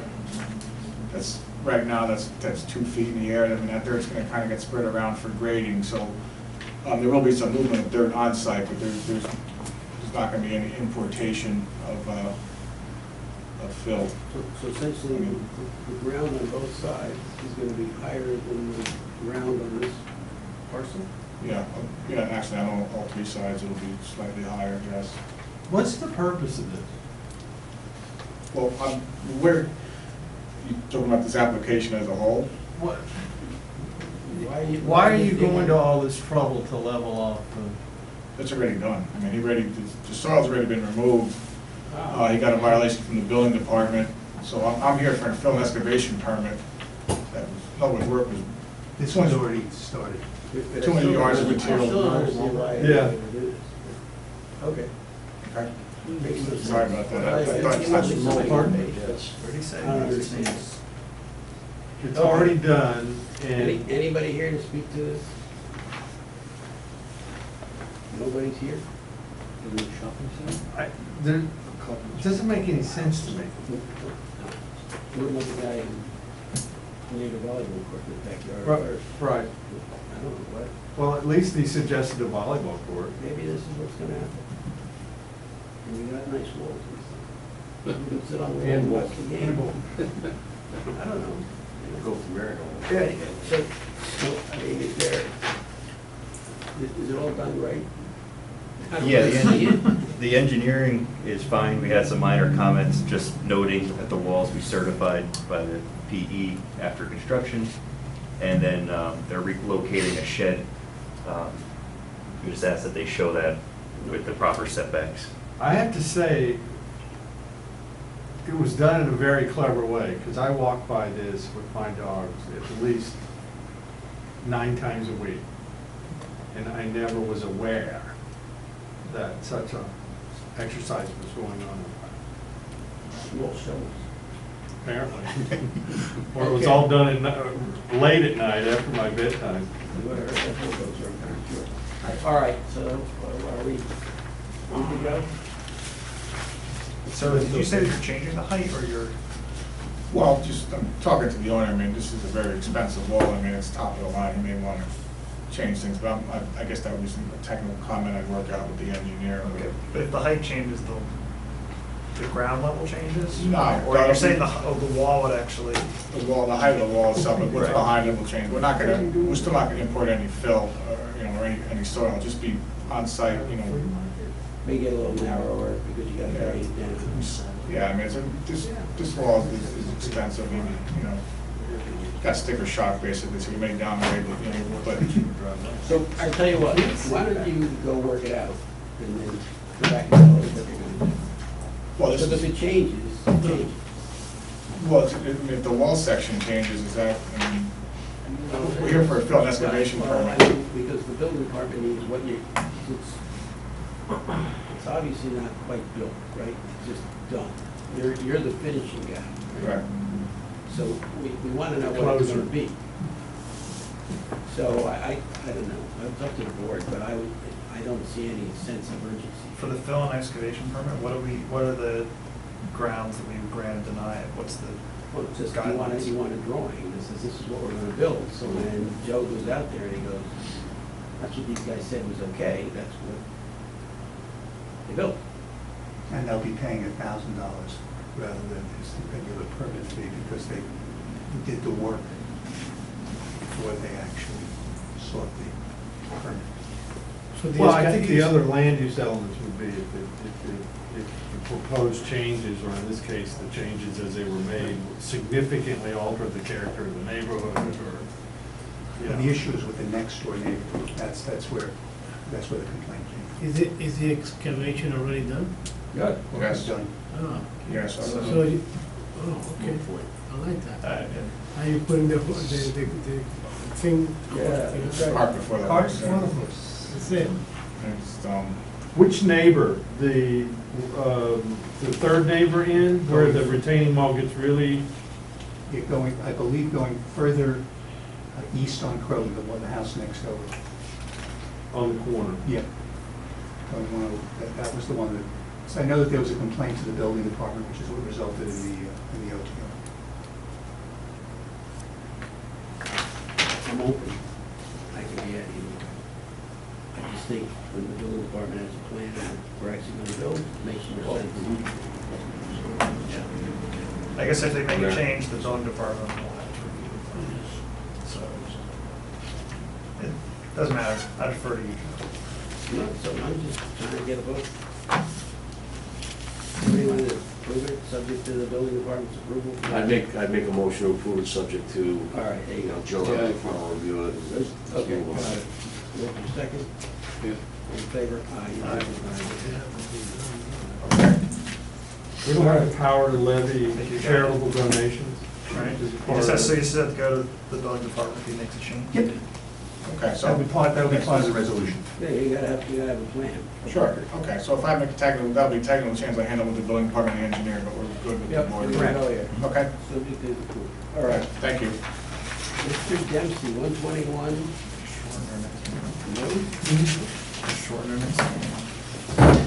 Throw them overtime voucher. Old business, Mr. Beaton is. Nothing. It's just the minutes. Okay, so, motion to approve the minutes. I made one small change.